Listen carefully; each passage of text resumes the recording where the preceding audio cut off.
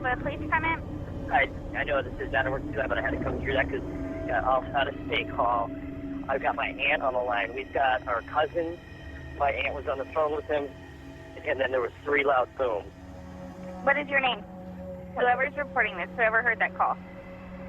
Well, actually, it was my daughter, and then she called me. She was on the phone with him. Okay, what is your name?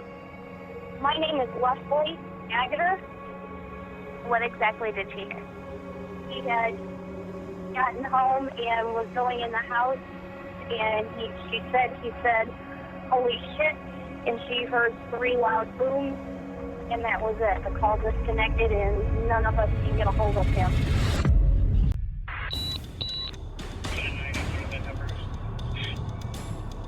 Quand j'ai été prévenu sur la radio, j'étais à l'est de la ville, complètement à l'opposé de l'endroit d'où l'appel avait été passé.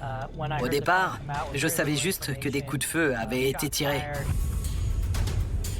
En arrivant sur les lieux, on ne savait pas à quoi s'attendre.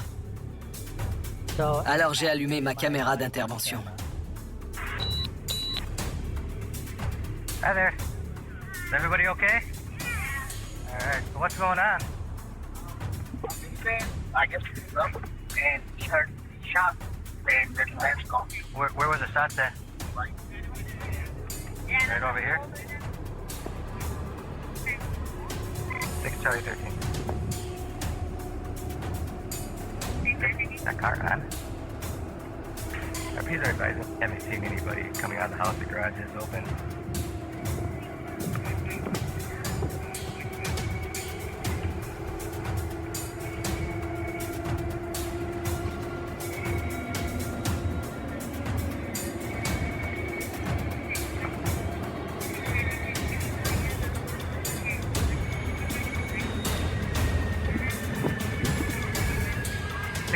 We got a subject shot in this vehicle. We need to roll fire quick. Hey man, you with me? Hey man, stay with me, buddy. Stay with me, buddy. Il y avait un blessé dans le véhicule. On a une formation de base en secourisme. Mais on n'avait pas sécurisé les lieux et neutralisé la menace. Donc, une équipe a pénétré dans la maison pour s'assurer qu'il n'y avait personne avec une arme à feu qui risque de nous tirer dessus.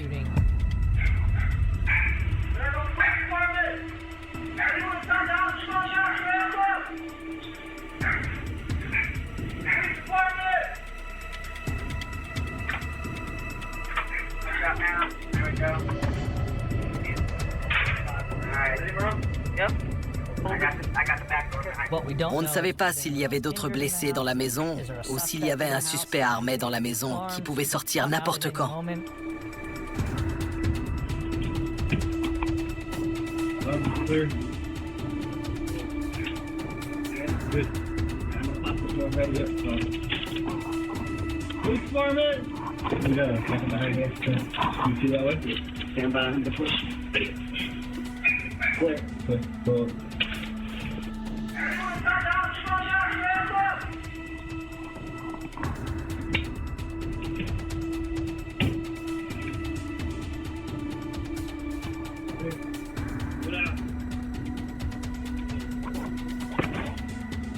Mais on n'a trouvé personne dans la maison. On est revenu vers la victime pour comprimer ses blessures et vérifier son pouls.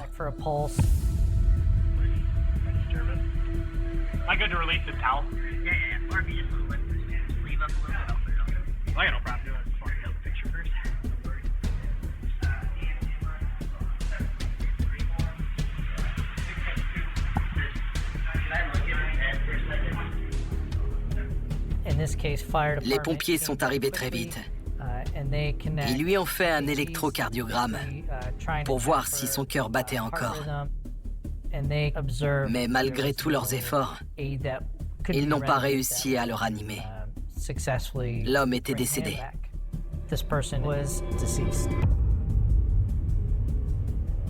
Quand on voit un acte de violence, c'est presque comme dans un film.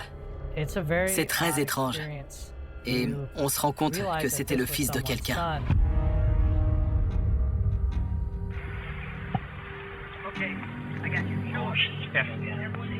Anyone that comes into this place walks up this side of the driveway, okay?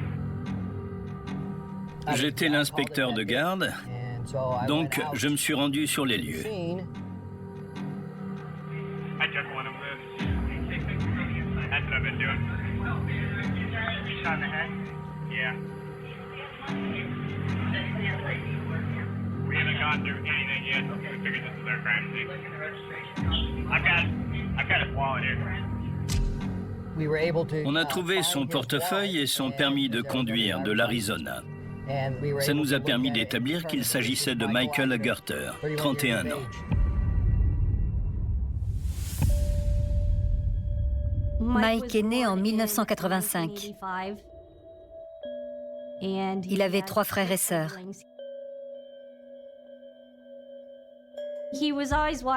Il veillait sur eux. Il s'assurait toujours qu'ils allaient bien. Il était comme ça. Il voulait que tout le monde aille bien.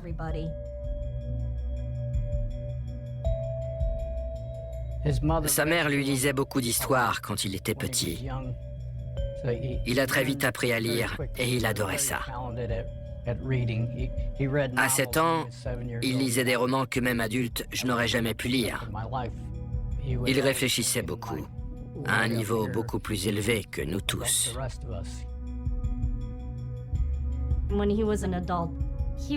Devenu adulte, il travaillait ici, dans l'Ohio. Il est allé voir de la famille dans l'Arizona. Et 1 ou 2 jours avant de rentrer, il m'a appelé et il m'a dit « Tu sais quoi, j'ai trouvé du boulot ici. » Il est rentré et en 1 semaine, il a tout déménagé et il s'est installé dans l'Arizona. Le jour de sa mort, on discutait au téléphone. Il m'a dit de ne pas quitter pendant qu'il se déconnectait du Bluetooth et passait sur son téléphone. Et il y a eu 3 coups de feu. J'ai crié son nom plusieurs fois. Je savais qu'il s'était passé quelque chose. Le shérif de notre comté, dans l'Ohio, est venu chez nous. Il nous a annoncé que Mike avait perdu la vie. J'ai vu mon père recroquevillé dans un coin. Je pense que c'était la première ou la deuxième fois que je voyais mon père pleurer.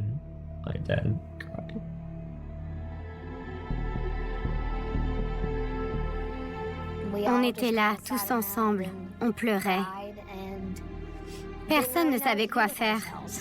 La première chose qu'on aurait faite, ça aurait été d'appeler Mike pour lui demander ce qu'on était censé faire.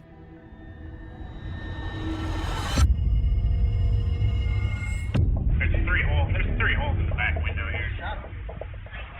Tell us. You can tell us that would make this a lot easier.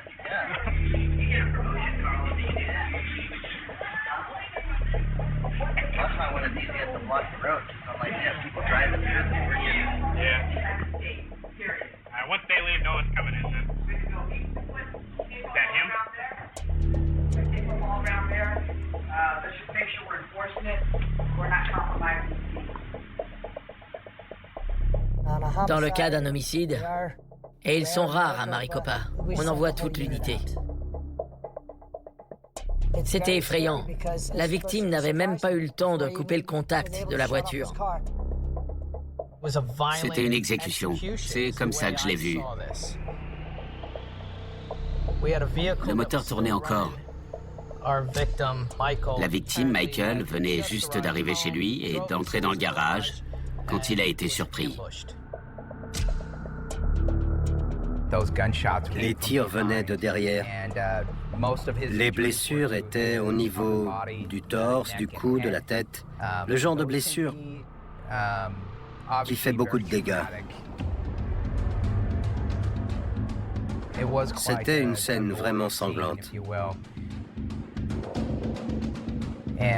Parfois, c'est difficile de mettre de côté l'aspect humain, de ne pas penser à la victime, de ne pas se demander ce qu'elle faisait quand elle a perdu la vie et de se concentrer sur l'enquête.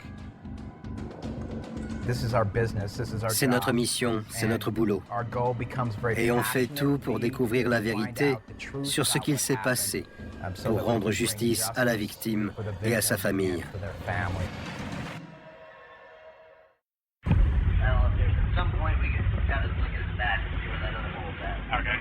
I'm sure once the David units get here, they're gonna. Sorry, no, there's secondary right now. The bug's right here. Yeah.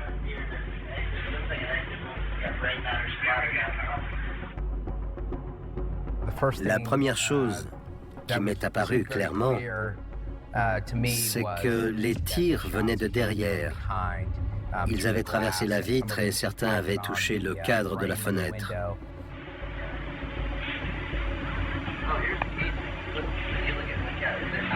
I'm not going to touch it. Say at least a 40. À l'intérieur du garage, on a retrouvé 3 douilles éjectées.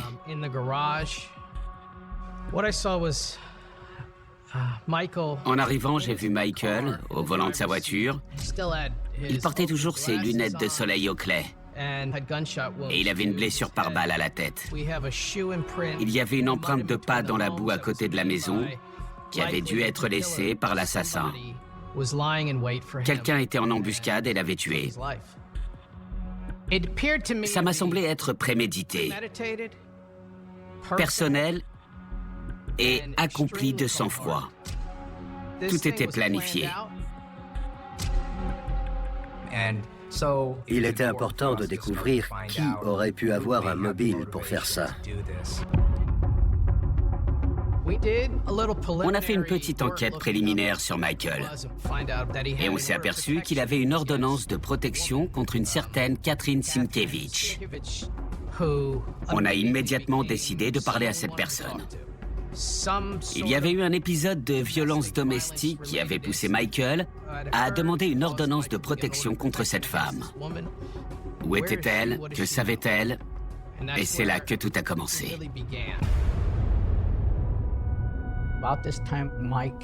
À cette époque-là, Mike m'a appelé et m'a raconté que sa relation avec cette fille ne pouvait pas continuer parce qu'elle était violente envers lui. Il est parti. Il savait qu'elle serait en colère. Quand elle est rentrée et qu'elle a vu qu'il avait emporté ses affaires, elle a cassé de la vaisselle, des verres. Elle est allée chez lui et elle lui a volé le chien. Et un jour, quelqu'un a mis le feu au garage de Mike. Mike a pris des photos, mais il n'avait aucune preuve que c'était elle. Mais je savais qu'elle était instable. Hello? Hey, we just had a shooting. I'm not getting out on time. Some guy in a car got shot in his garage. We don't know what yet. I mean, it's like just happened. On avait le numéro de téléphone d'un ancien locataire de Mike. Et on l'a appelé. Il est allé chez Mike pour parler à la police de l'Arizona. We lived in Tempe together. Catherine was not truly a roommate, but she was going out with him all the time, and she basically lived with us. And she was just about to move in when we had a big fight. L'ancien colocataire de Michael a tout de suite soupçonné mademoiselle Sienkiewicz à cause de ce qu'il avait constaté dans le passé.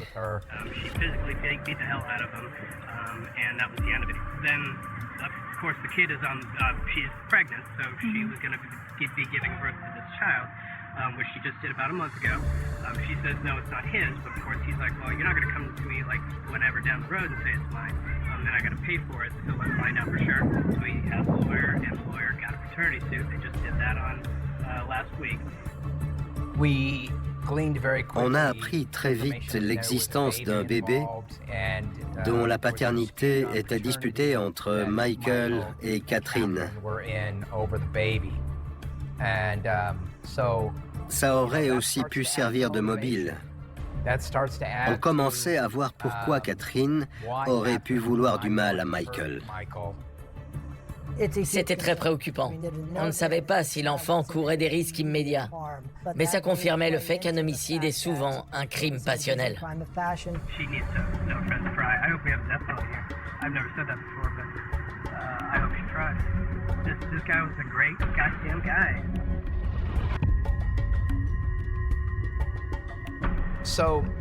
J'ai demandé aux inspecteurs de faire une enquête de voisinage pour essayer de recueillir des informations et pour voir si quelqu'un correspondant à la description de Catherine avait été vu.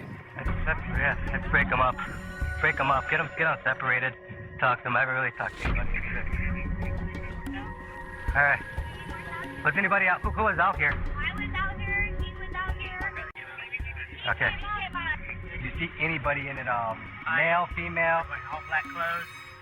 I barely caught Could you tell it was a male? Yeah, it was a male. A male wearing all black clothes? Did you see like Hispanic, white?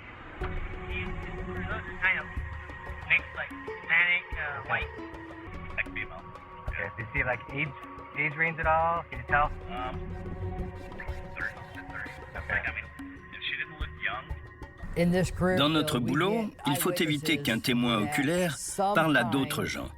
Sinon, quelqu'un peut lui dire « Non, il ne faisait pas 1m90, il faisait 1m60 ». Donc, les témoins risquent de s'influencer mutuellement. All right. What did you see happen? All I know is I was sitting in the living room with my aunt, and all I heard was pop, pop, pop, like 3 times. I came out, and not after I came out, I looked over because I thought it was our neighbor. They pounded on our neighbor's thing. And then the next thing you know, it was a newer model white van. I didn't catch a license plate. I wish I did. But Did you see any letters, any numbers? I didn't see any numbers, but all I saw was this thing, door wide open, the slider door was open, and this thing kicking off, and he went that way. And that's the last time I saw the van.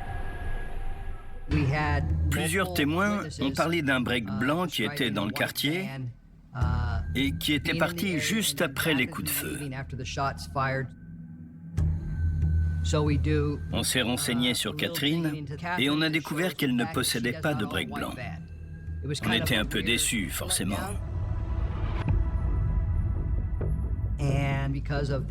À cause de la description de ce véhicule blanc, on a mis en place des barrages routiers dans la zone.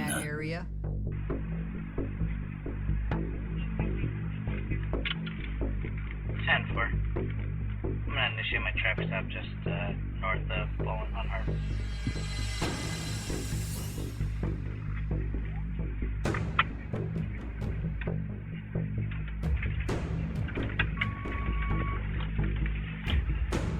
Un break blanc m'a dépassé et je me suis dit que c'était peut-être la voiture impliquée.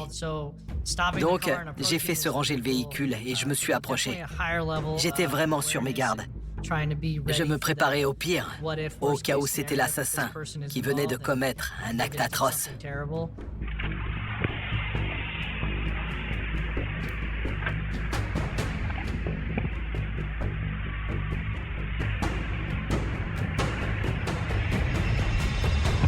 How you guys doing? Good. Do you have your license on you? Yeah.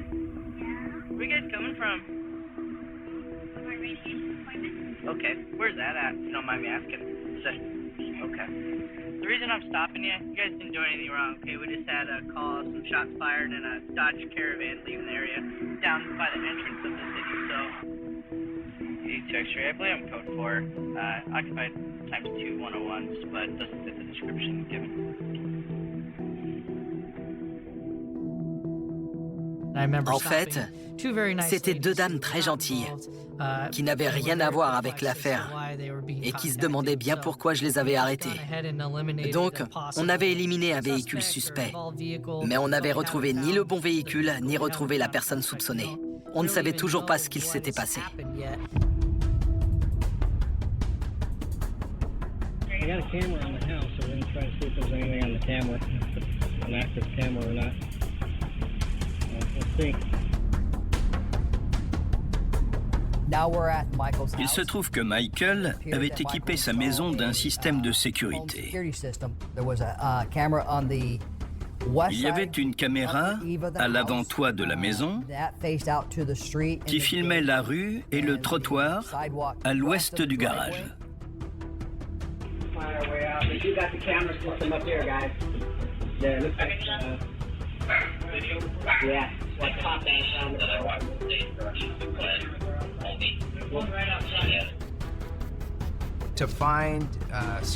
Trouver des caméras de surveillance sur les lieux était quelque chose de prometteur. Pour un enquêteur, c'est super d'avoir ce genre d'informations à disposition. Les images vidéo sont cruciales pour réussir à savoir ce qu'il s'est passé. Mais est-ce qu'on avait le bon angle? Est-ce qu'on verrait le visage du suspect? Est-ce qu'on verrait une arme? Qu'est-ce qu'il y avait dans cette vidéo?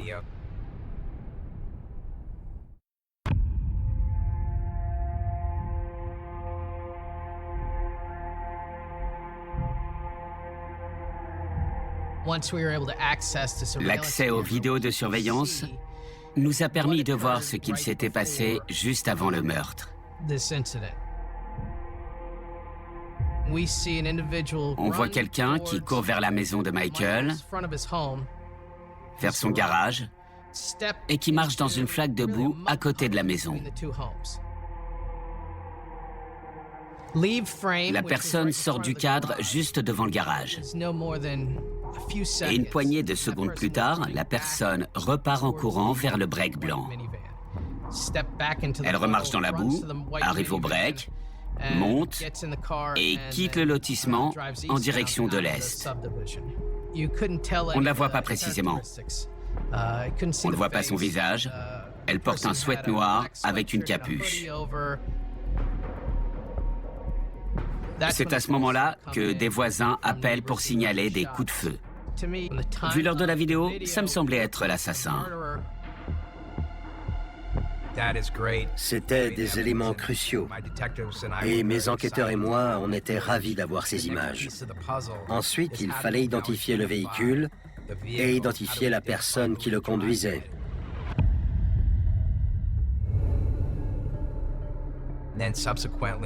On a réussi à distinguer la plaque d'immatriculation. Il nous a ensuite suffi de faire une recherche dans le fichier des immatriculations pour identifier la propriétaire du véhicule. C'était une femme appelée Michelle qui habitait à Mesa. Ce n'était pas Catherine. On ne connaissait pas cette Michelle. Donc, une de nos patrouilles a essayé de la contacter. In reference to homicide. We did license plate reader checks.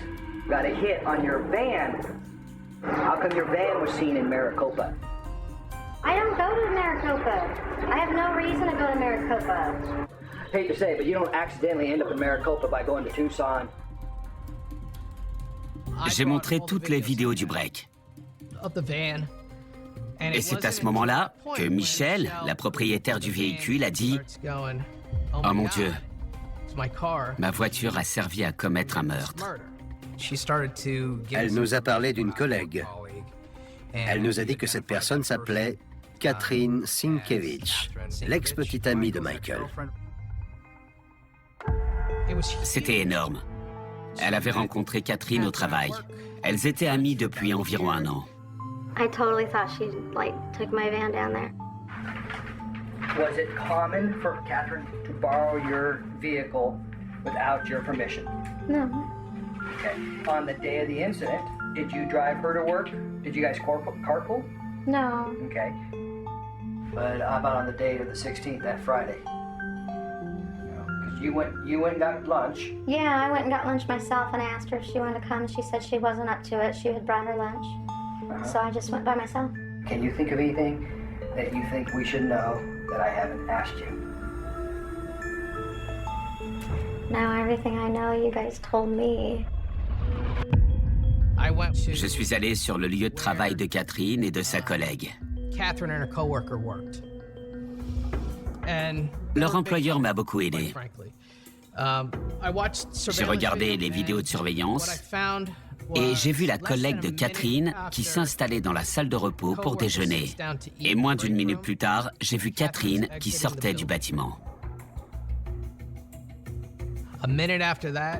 Une autre minute plus tard, j'ai vu un break blanc qui quittait le parking de l'entreprise.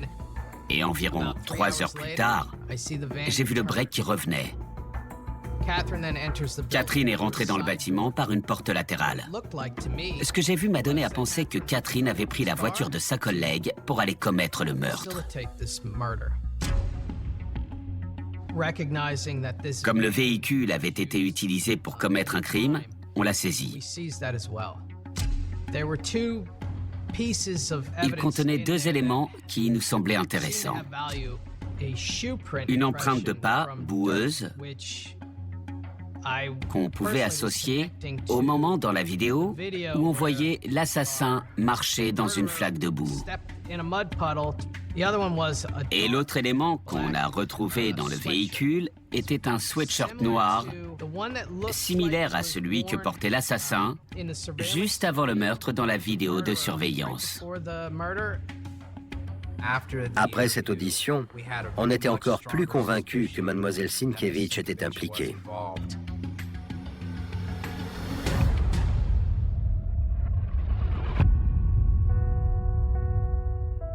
Au début, c'était très dur, parce qu'on ne savait pas ce qu'il allait se passer.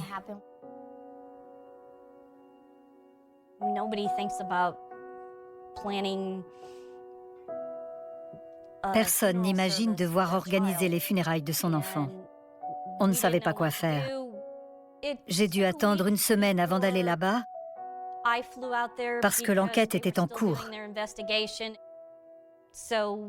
Finalement, on l'a fait incinérer et on a gardé l'urne avec ses cendres.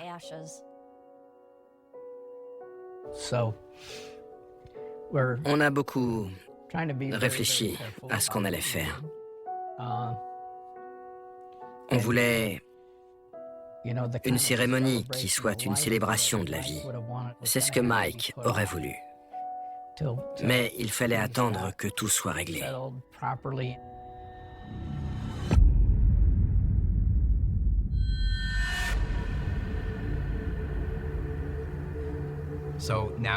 On avait désormais un niveau de certitude suffisamment élevé sur l'implication de Mademoiselle Sienkiewicz dans cette affaire. On a donc décidé d'organiser une interpellation à son domicile.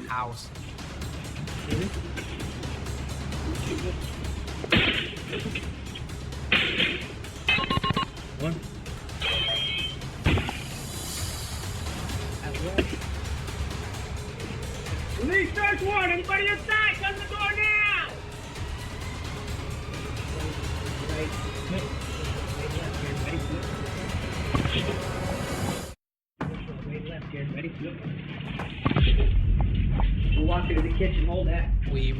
On a obtenu un mandat pour le domicile de Catherine que l'on cherchait à localiser.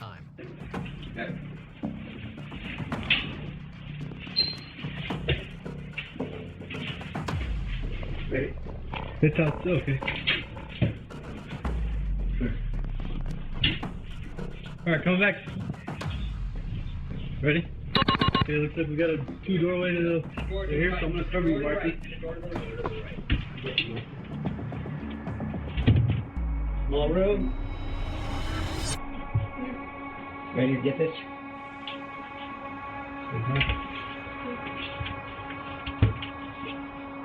Ready?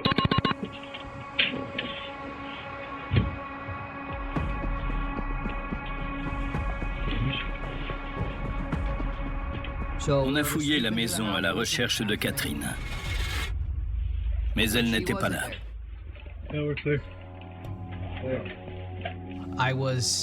J'espérais trouver des éléments qui établiraient son implication ou son innocence. Je cherchais plus précisément des chaussures de la même taille et avec la même semelle que l'empreinte de pas laissée dans la flaque de boue, ainsi que l'arme utilisée. Malheureusement, on n'a rien trouvé de tout ça. Tout ce qu'on a appris, c'est qu'elle avait un nouveau téléphone. On a trouvé l'emballage et le reçu, donc on savait qu'elle avait un autre téléphone et un autre numéro. On a appris que le numéro était au nom de sa sœur. On a pensé que Catherine était peut-être chez elle. Avec mon équipe, on est allé chez sa sœur.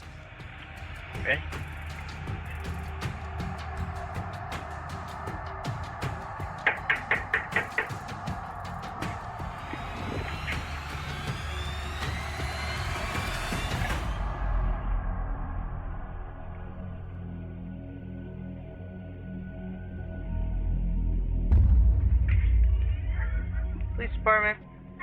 Hi, how are you? We talked on the phone a minute ago. So, obviously, I shared with you the seriousness of what we're looking into, so that's why we're out here. We're trying to check off and make sure that she's not here. How you doing, sir? Not great. Mine is look around and get the fuck out. Okay. Anyone else now besides you two? Nope. I mean, my daughter. And dog. Come on, go. I got work tomorrow. I got fucking nothing to do with this. Stop. I have nothing to do with this. Come on in. Look around. But we're not going to do it on Sir, you said we can walk through the house if you guys want to come around. Where's your daughter at? This room? How old is she? Elle nous a laissé entrer et vérifier qu'elle n'était pas là. Et c'était le cas.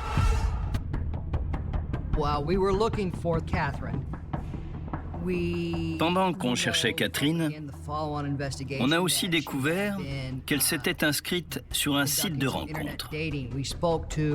On a interrogé le dernier gars qu'elle avait rencontré, son dernier petit ami. I think it was back in October, November. Okay. We met on a dating site. Okay. A few dates.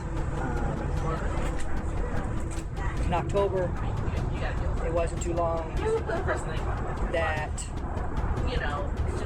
well, basically, was she still pregnant? No, I think she already had a child. I think it was a few months old. I knew she had a child when we first started talking. It was a surprise to me that it was that young. Did she talk to you about the relationship of the child's father or anything like that? I know that they had kind of a bad ending from her point of view. Walked. And then I think they were talking about custody. I'll tell you this, the one night I was at her house, I know that she did. And I think I handled it. Okay. And that's fine. That's actually, thank you. I don't recall the maker model. I know it was a cheaper brand of manufacturer. Il nous a raconté qu'elle possédait une arme à feu et qu'elle lui avait montré cette arme. Ce qu'il disait faisait écho à ce que l'enquête avait révélé durant nos recherches sur Catherine. On voulait éviter qu'il y ait d'autres victimes innocentes. Et on savait qu'elle était capable d'actes agressifs et violents. Mais à ce stade, on ignorait toujours là où elle se trouvait.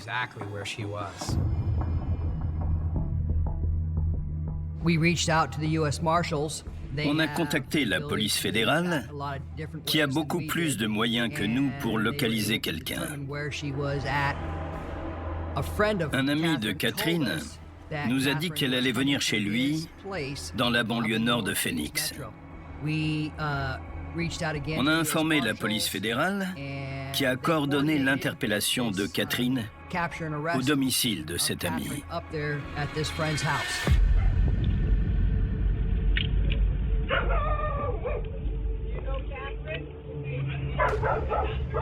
Where is Catherine? Where's Catherine? Hey, we are investigating a homicide that just happened, okay? So understand that. We're not going to take anything lightly right now. Okay. Okay. So we need...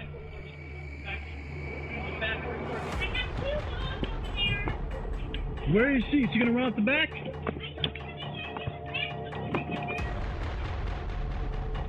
Where is Catherine? Where in the house?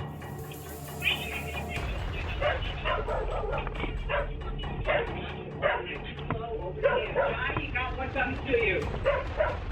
One to your right, one to your right. Catherine, is that you?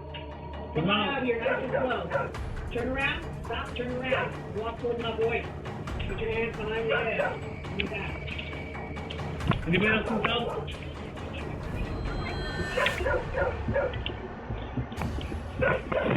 Le bébé était dans la maison. Mais ça ne la dérangeait pas du tout d'être arrêtée et de laisser le bébé derrière elle.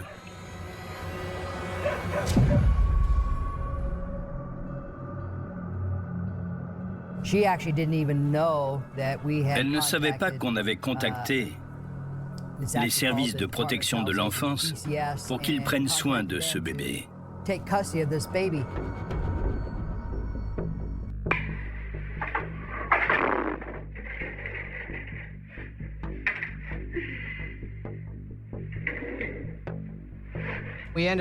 On l'a ramenée au commissariat pour mener un interrogatoire formel approfondi.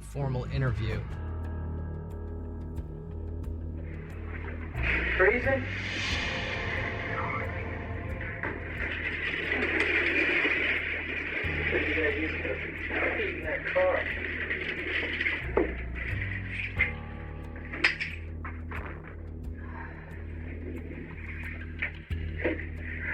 Hi, Catherine.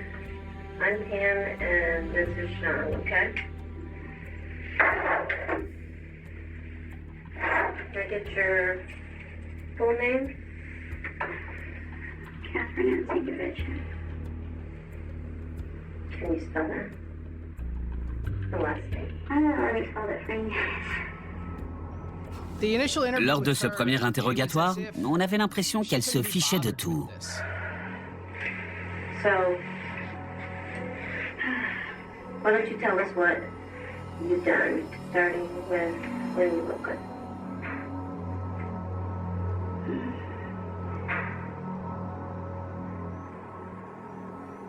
You knocked off the baby, or picked up the baby.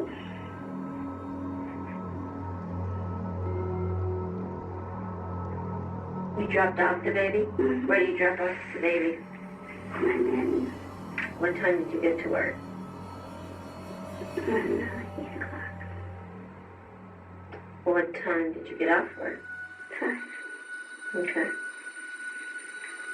Did you have a lunch break? No. No lunch break? I look through my lunches almost every day. Elle nous menait en bateau. Elle nous a dit qu'elle était allée au travail, qu'elle n'avait pas quitté le bâtiment, qu'elle n'avait pas pris de pause déjeuner, mais j'avais les images de Catherine qui sortait du bâtiment.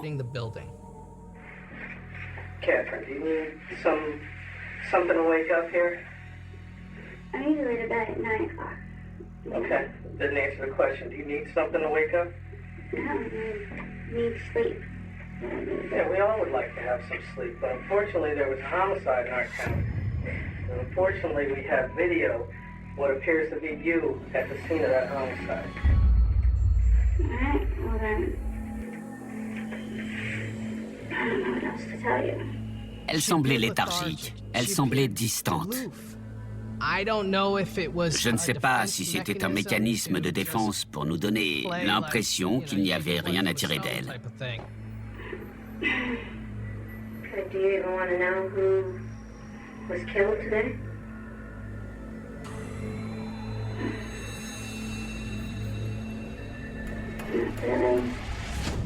Elle ne voulait pas savoir.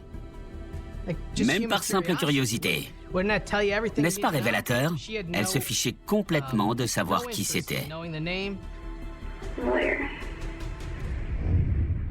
What does that mean? Give me a lawyer. Give you a lawyer? Yeah, I don't want to speak to you guys anymore. Elle n'avait plus envie de parler.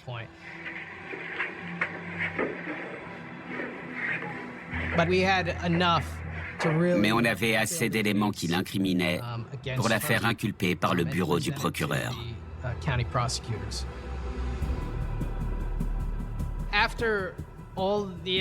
Après avoir rassemblé tous ces éléments, on a pu reconstituer ce qu'il avait dû se passer. Michael et Catherine étaient en couple. Et Catherine est tombée enceinte. Ils se sont séparés pour des raisons inconnues. Et puis il y a eu un différend sur la paternité de Michael. Il voulait faire partie de la vie de l'enfant. Mais Catherine, elle, ne le voulait pas. Elle a donc échafaudé un plan. Elle allait quitter son travail, prendre la voiture de Michel, attendre Michael, le surprendre dans son garage et essayer de le tuer.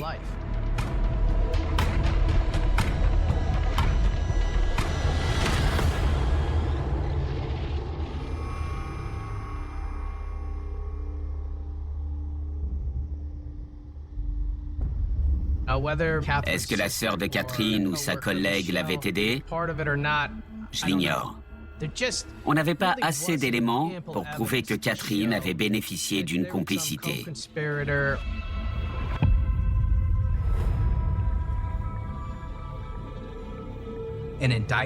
Catherine Sienkiewicz a été mise en examen.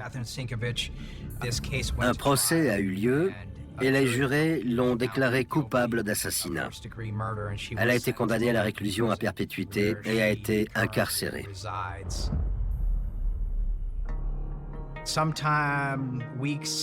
Plusieurs semaines après l'arrestation, le tribunal a jugé que Michael était le père de l'enfant.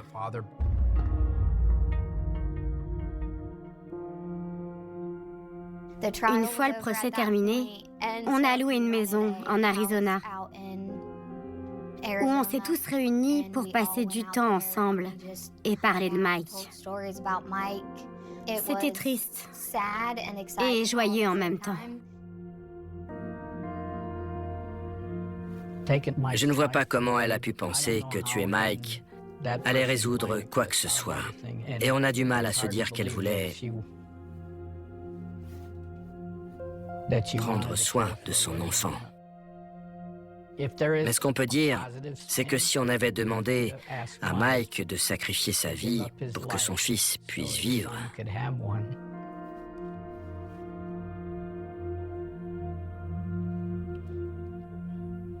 il n'aurait pas hésité une seconde. Il nous a été confié à 8 semaines et il est avec nous depuis. On l'a adopté. Il fait partie de la famille. Au début, j'ai essayé qu'il m'appelle autrement que maman. Mais un jour, il a commencé à dire maman. J'avais même pas un nom. Il me manque beaucoup. J'aimerais qu'il puisse venir ici et jouer avec moi. Boston, au début des années 60. Avait le visage sévère des villes qui se croyaient solides. Les immeubles de briques rouges tenaient bon contre le vent venu du port. Les cages d'escalier sentaient la cire. La poussière et parfois le charbouillis. Les portes d'entrée claquaient avec cette brutalité familière des bâtiments anciens. Étant les rues, le bruit métallique des tramways et des voitures semblait annoncer une modernité disciplinée, presque rassurante. C'était une ville de paroisse, de quartiers aux frontières invisibles mais tenaces. Des familles qui se connaissaient de vieux sans forcément se parler. De femmes qui faisaient leurs courses à heure fixée et rentraient, avec leurs accès contre elles. Convaincus que les dangers habitaient en leurs, dans les ruelles malfamées, dans les bases trop tardives, dans les journaux du soir que l'on pliait en franquant les saucisses avant de les poser sur la table de la cuisine. Le danger, pensait-on. Ne passait pas le souil, il rôdait peut-être dehors. Le long des trottoirs glacés, sous les lampadaires jaunes. Mais il ne montait pas les escaliers. Il ne frappait pas à la porte avec le visage tranquille d'un homme ordinaire. Il n'entrait pas dans les appartements pour transformer une nappe propre, une tasse encore tiède. Un lit de fête, un décor de cauchemar. Puis quelque chose cesse Fisher. D'abord pas toute la ville. Pas encore. Seulement 7 sensations our day. Si ledger déplacement du monde qu'on ne sait pas nommer tout de suite. Une femme retrouvée morte. Puis une autre. Puis encore une autre. Et si qui glaquet Boston. Plus que le nombre au début. Que taille l'intimité du mal. Si ne tiennent pas des corps abandonnés dans des terrains vagues. Pas des drames lointains qu'on pouvait contenir dans une rubrique. Pas des violences repoussées à la marge pour mieux se croire à l'abri. C'était le coeur même du refuge qui était profane. Les salons modestes. Les chambres étroites. Les couloirs où se chaîne parfois un manteau. Une odeur de savon. Un sac à main pose sur une chaise. Tout ce que les gens connaissent par les mains. Par l'habitude. Par la fatigue du soir, tout ce qui, d'ordinaire, apaise. C'est là que la mort attendait, et c'est là que Boston commence à perdre le sommeil. La peur n'a pas envahi la ville d'un seul coup, elle s'est installée comme l'humidité d'hiver dans les murs. Lentement, sans bruit, jusqu'à devenir impossible à ignorer dans certains immeubles. Les femmes ont commencé à vérifier 2 fois la serrure avant de se coucher, puis 3. On coinquait une chaise sous la poignée. On laissait la lumière du couloir allumée. On gardait la radio ouverte dans la cuisine pour faire croire à une présence. On relevait le moindre craquement comme si le bois lui-même devenait complice d'un pas inconnu. Les mères disaient à leurs filles de ne pas s'ouvrir. Les voisines se téléphonaient pour annoncer qu'elles étaient bien rentrées. Les propriétaires promettaient des verrous neufs, les homes.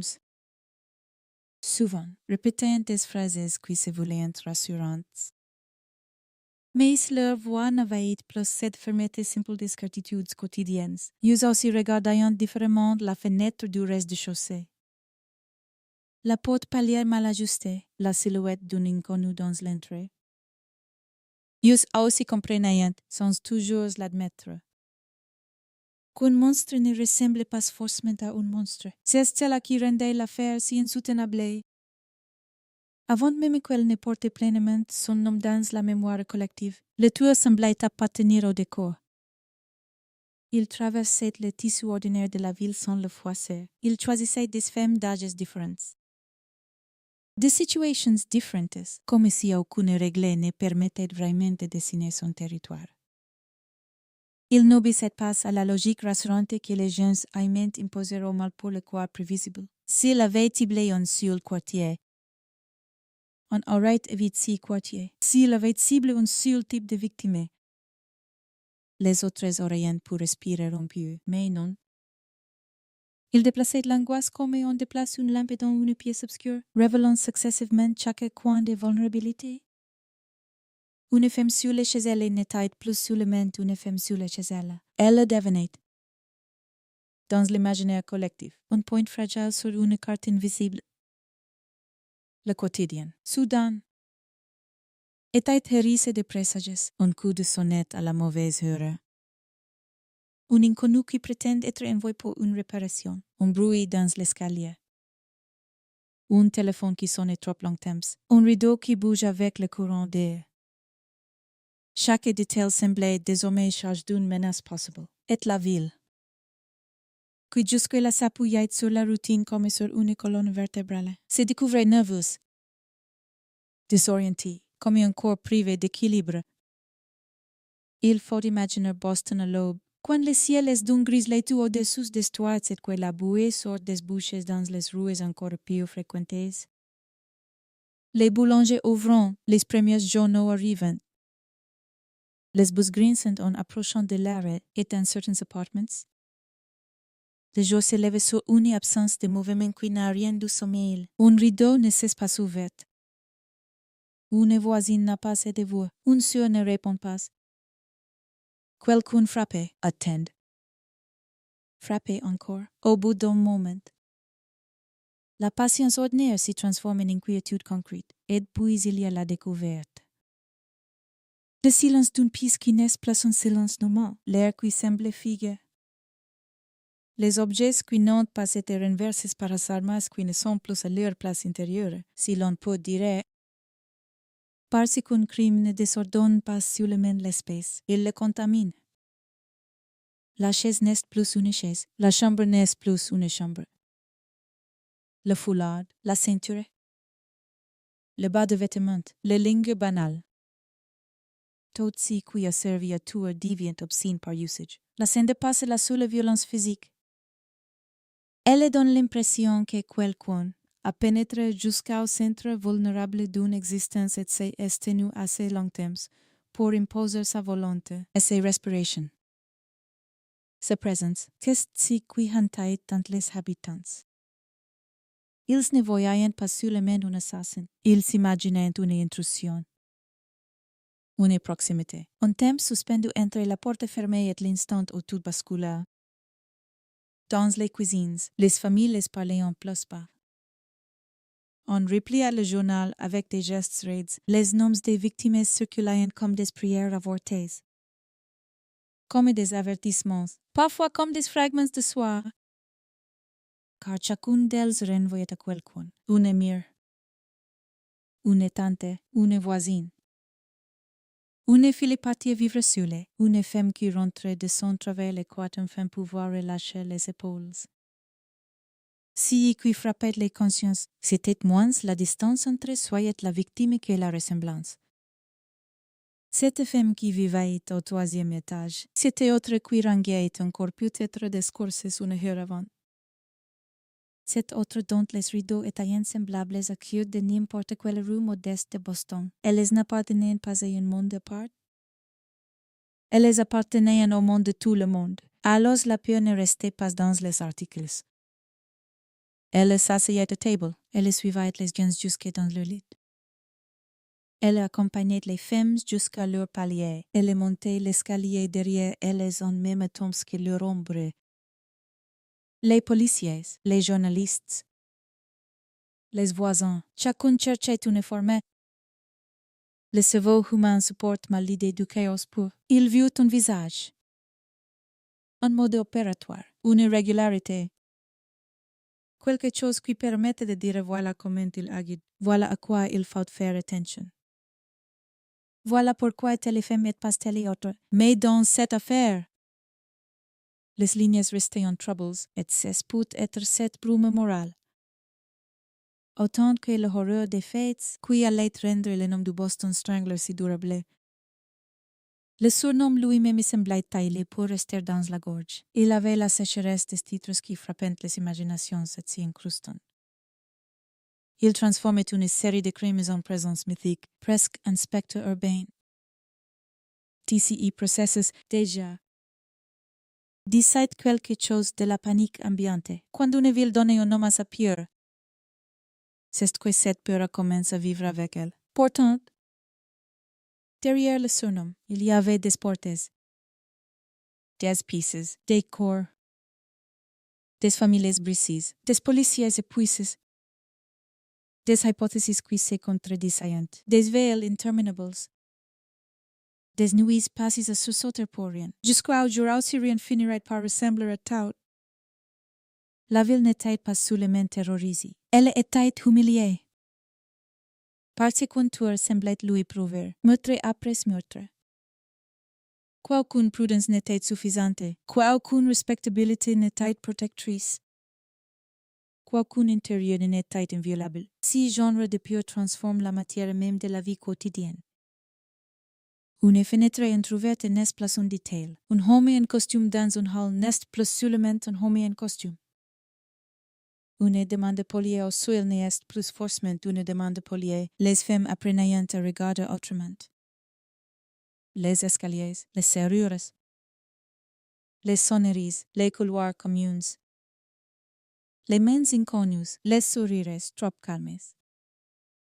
On pourrait presque dire que la ville a été contrainte de réécrire la grammaire de la confiance, et cette réécriture s'est faite dans une souffrance sourde. Continue. Parce qu'elle ne touchait pas seulement aux habitudes. Elle touchait à l'idée même du foyer, le foyer. Si mode si simple, si charge de chaleur, devenait soudain une illusion fragile, un décor que l'on pouvait franchir. Retourner, souiller. Il y avait quelque chose d'insupportable, pour l'époque comme pour toutes les époques, à comprendre que la violence ne demandait parfois qu'une porte entrouverte, une bonne excuse. Un instant d'inattention, ou pire encore. Quel peut entrer parce qu'elle a appris à emprunter les gestes de la normalité, à los Boston sesmais à écouter. À écouter le récit des survivants indirects, des voisins, des proches, des enquêteurs. À écouter ses propres battements de cœur dans les cages d'escalier, à écouter le vide. Car le vide est un son dans ces affaires-là. Le vide laissé par une femme qui devait être vivante ce matin-là. Le vide dans la voix de ceux qui la cherchaient. Le vide après la nouvelle. Quand chacun s'était quelques secondes avant de reprendre la conversation sur un ton force. On oublie parfois à quel point les grandes affaires criminelles sont d'abord des affaires de silence, des silences dans les appartements. Des silences au téléphone, des silences à table. Des silences de policiers qui savent quiz non pas encore ce qu'il faut. Des silences de la ville entière quand le soir tombe et que les fenêtres s'allument une à une comme pour conjurer quelque chose. Cette histoire ne commence donc pas avec une réponse, ni même avec un nom. Elle commence avec une suffocation collective, avec une ville cuisante. Sans le comprendre encore complètement, qu'un prédateur se déplace dans ses interstices. Avec des femmes qui referment leur manteau en montant l'escalier, que les entrées les doites. Oreilles tendues, sans savoir quels participants déjà à une époque nouvelle de la peur urbaine. Avec des familles qui pensent d'abord à la malchance avant de devoir envisager l'intention. Avec des enquêteurs qui découvrent que certaines affaires ne se contentent pas de demander du raisonnement.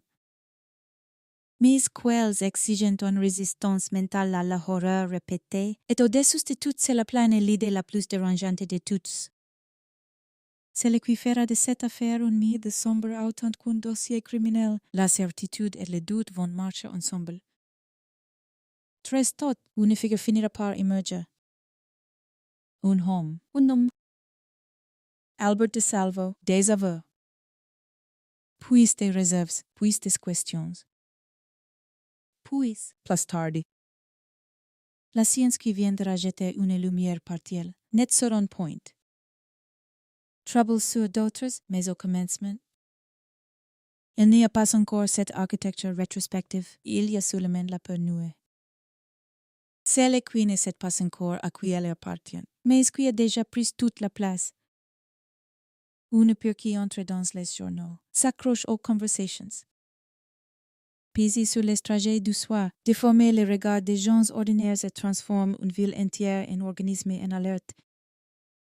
Le Boston Strangler n'est pas seulement l'histoire d'un homme soupçonné d'avoir tué au moins 11 femmes, c'est l'histoire d'un espace urbain qui se découvre pour eux.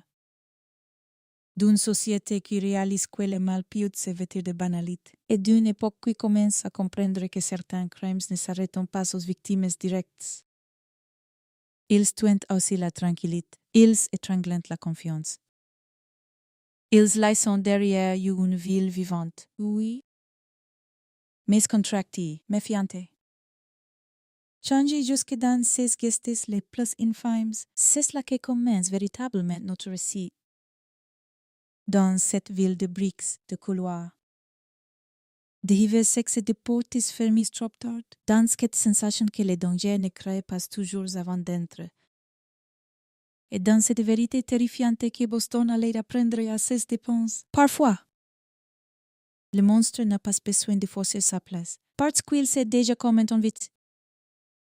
Comment on ouvre, comment on fait confiance. Boston, au début des années 60.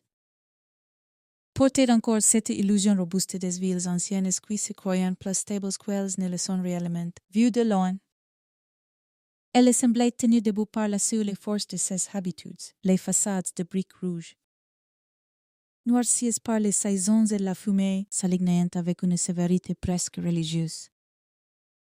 Les quartiers vivaient selon des rythmes précis, presque mécaniques. Le matin, les portes d'immeubles s'ouvraient dans le froid. Les femmes descendaient les escaliers avec leurs gants, leurs sacs à main bien serrés sous les bras. Parfois, un filet à provisions roule dans la poche du manteau. Les hommes partaient au travail avec ces visages fermés des gains qui ont appris à ne pas gaspiller leurs gestes. Les enfants traversaient les rues en bandes compactes, coiffés à la hâte. Jouets rouges sous le vent, les clochers dominaient encore certaines perspectives. Les épiceries de quartier gardaient la mémoire des familles, et derrière presque chaque fenêtre, on retrouvait le même théâtre discret de la vie ordinaire, une cafetière posée sur le feu, une nappe en plastique, une radio allumée à basse volume, un calendrier accroché dans la cuisine, une fatigue modeste. Sans drame apparent, c'était une ville de routines.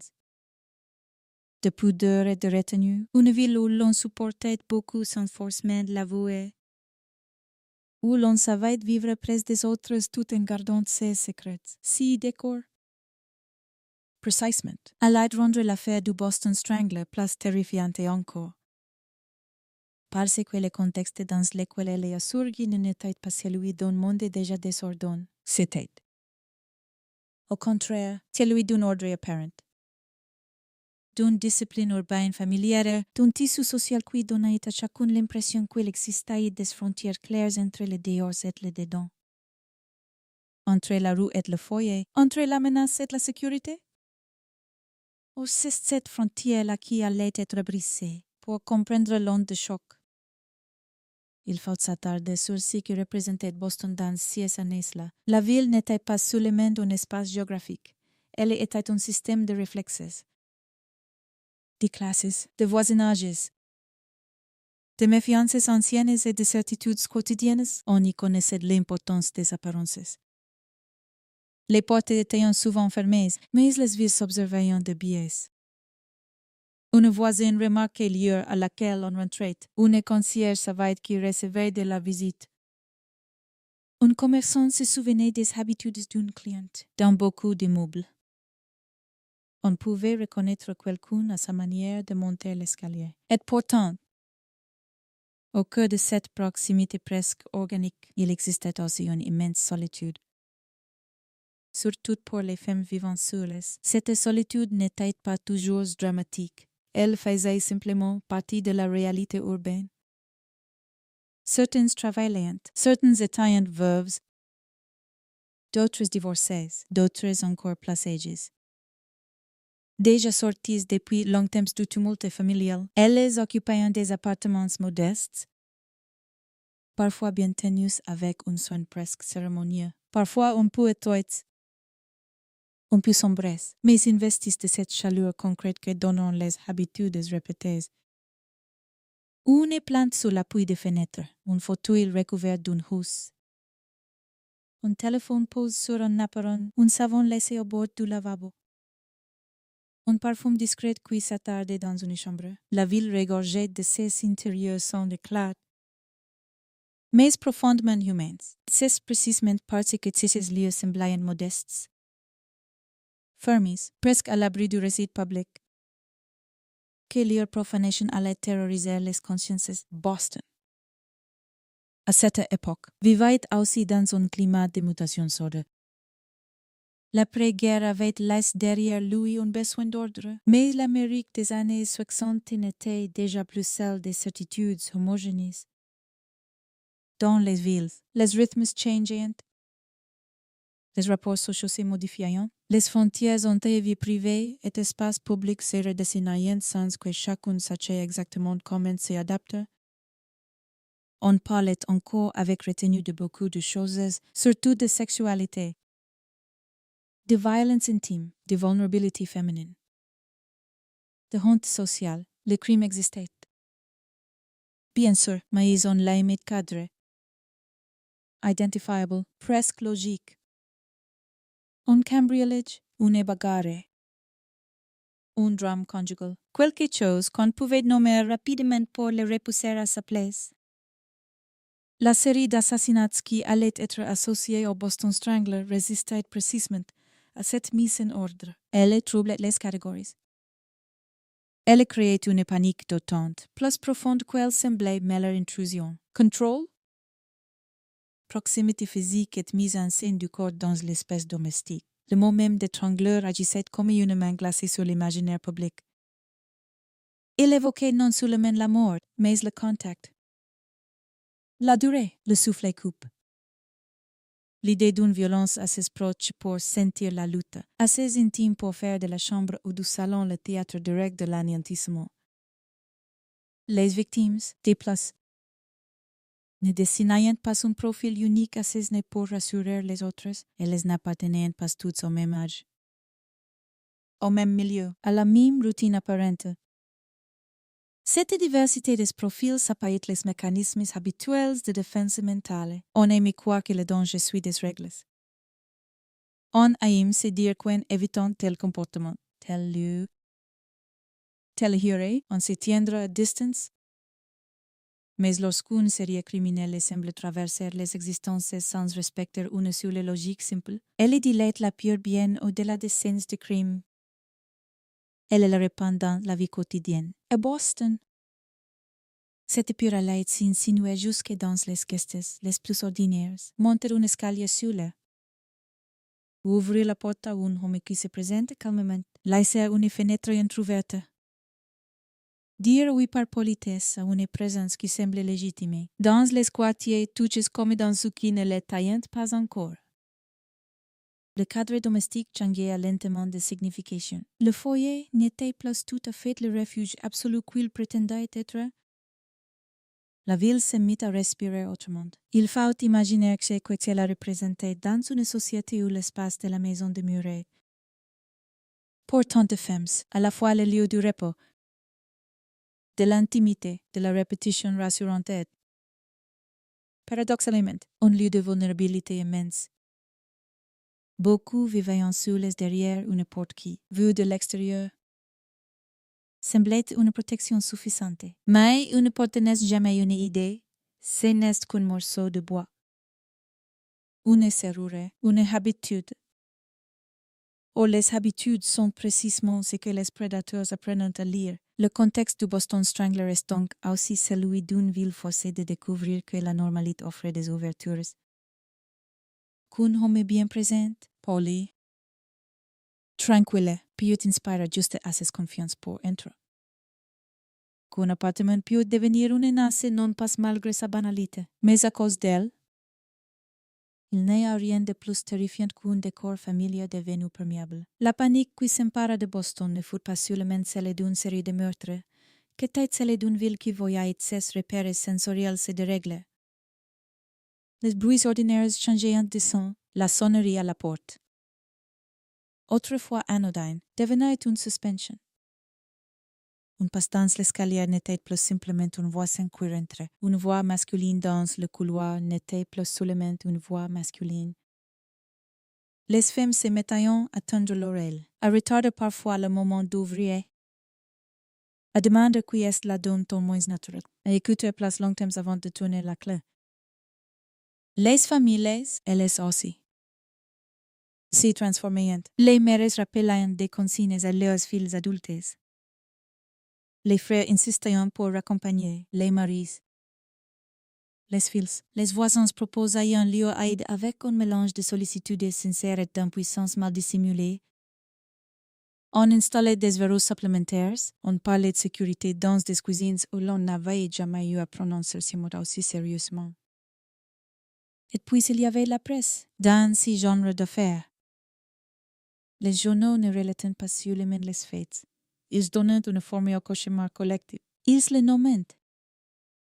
L'agrandissant, le répétant, parfois le simplifiant, mais toujours ils l'installaient dans le quotidien. Chaque article lu à la table du petit déjeuner ne restait pas sous le papier. Il poursuivait le lecteur dans sa journée. Chaque nouveau nom de victime densifiait l'impression d'un filet qui se resserrait sans qu'on sache où il tomberait ensuite. Le Boston Strangler devint ainsi plus qu'un suspect hypothétique à qu'une série d'actes criminels. Il devint une présence mentale. Presque atmosphérique, un personnage noir se déplaçant dans l'imaginaire de la ville entière. Ce phénomène est capital pour comprendre le contexte de l'affaire, avant même que les certitudes judiciaires ou scientifiques n'existent. Avant même que le nom d'Albert DeSalvo n'émerge avec les poètes ambigus qu'il porterait ensuite, la ville avait déjà fabriqué la silhouette de son prédateur. Une silhouette floue, inquiétante, extensible, dans laquelle chacun projette ses spieurs. Et c'est un homme jeune, vieux, robuste, discret, elegant, brutal, ruse, invisible. Rien n'était tout à fait stable, et cette instabilité nourrissait l'angoisse au lieu de la contenir. Il faut aussi se rappeler que les forces de l'ordre et les méthodes d'enquête de l'époque n'avaient pas les outils que l'on associe aujourd'hui aux grands dossiers criminels. Il y avait des policiers expériments, des enquêteurs déterminés, des recoupements, des témoignages, des intuitions, des surveillances. Mais il n'existait pas cette promesse technologique moderne qui donne l'illusion qu'un indice finira toujours par parler.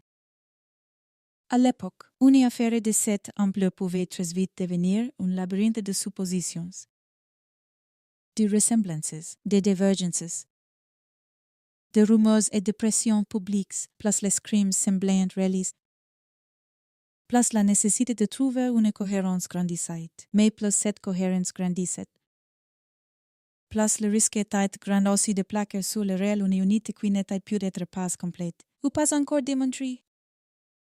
Voilà pourquoi le contexte du Boston Strangler est si singulier. Il repose dès l'origine sur cette tension entre une peur unifiée et une vérité fragmentaire. La ville voulait un seul homme parti qu'un seul homme, mi monstrueux. Reste plus pensable que plusieurs ombres sans lien. L'opinion avait besoin d'un centre de gravité? Les enquêteurs eux-mêmes, confrontés à la répétition insoutenable des crimes, devaient composer avec ses besoins de cohérence. Et c'est dans cet espace entre besoins humains de simplifier et complexité réelle des faits que l'affaire allait s'enraciner durablement. Le nom d'Albert DeSalvo viendrait plus tard s'inscrire dans cette affaire lorsqu'il finit par confesser les crimes. Beaucoup voulurent croire qu'enfin le chaos avait trouvé son visage. Pourtant, le contexte profond du dossier empêchait toute clôture parfaite. DeSalvo n'a jamais été jugé pour mieux très précis. Son ombre s'est avancé au centre du récit, mais sans effacer entièrement les doutes. Des années plus tard, les analyses aidaient les relieraient à l'une des victimes, apportant une lumière puissante, concrète, presque brutale, mais partielle. Une certitude pour un point est autour d'elle. Une zone plus vaste où l'histoire continue de vibrer entre fortes probabilités. Conviction institutionnelle et débat persistant. Ces mélanges n'est pas un détail tardif, il fait partie du contexte même qui rend l'affaire emblématique. Le Boston Strangler n'appartient pas seulement à l'histoire criminelle américaine parce qu'un homme a tué au moins 11 femmes dans la région de Boston entre 1962 et 1964. Il y appartient parce que ces crimes ont frappé une ville nerveuse, dense, encore attachée à SIS codes domestiques et sociaux, et parce qu'ils ont ouvert une blessure dans l'idée même de sécurité privée. Il y appartient aussi parce que la réponse à la question que la fête n'a jamais possédé la netteté parfaite que l'on attend des récits clos. La peur, elle, faut net. La terreur des habitantes, le bouleversement des familles. La vulnérabilité soudaine des appartements, la sensation que le danger avait appris à parler doucement avant d'entrer. Tout cela fout d'un clat implacable, mais l'attribution complète. Elle resta marquée par une brûlure tenace.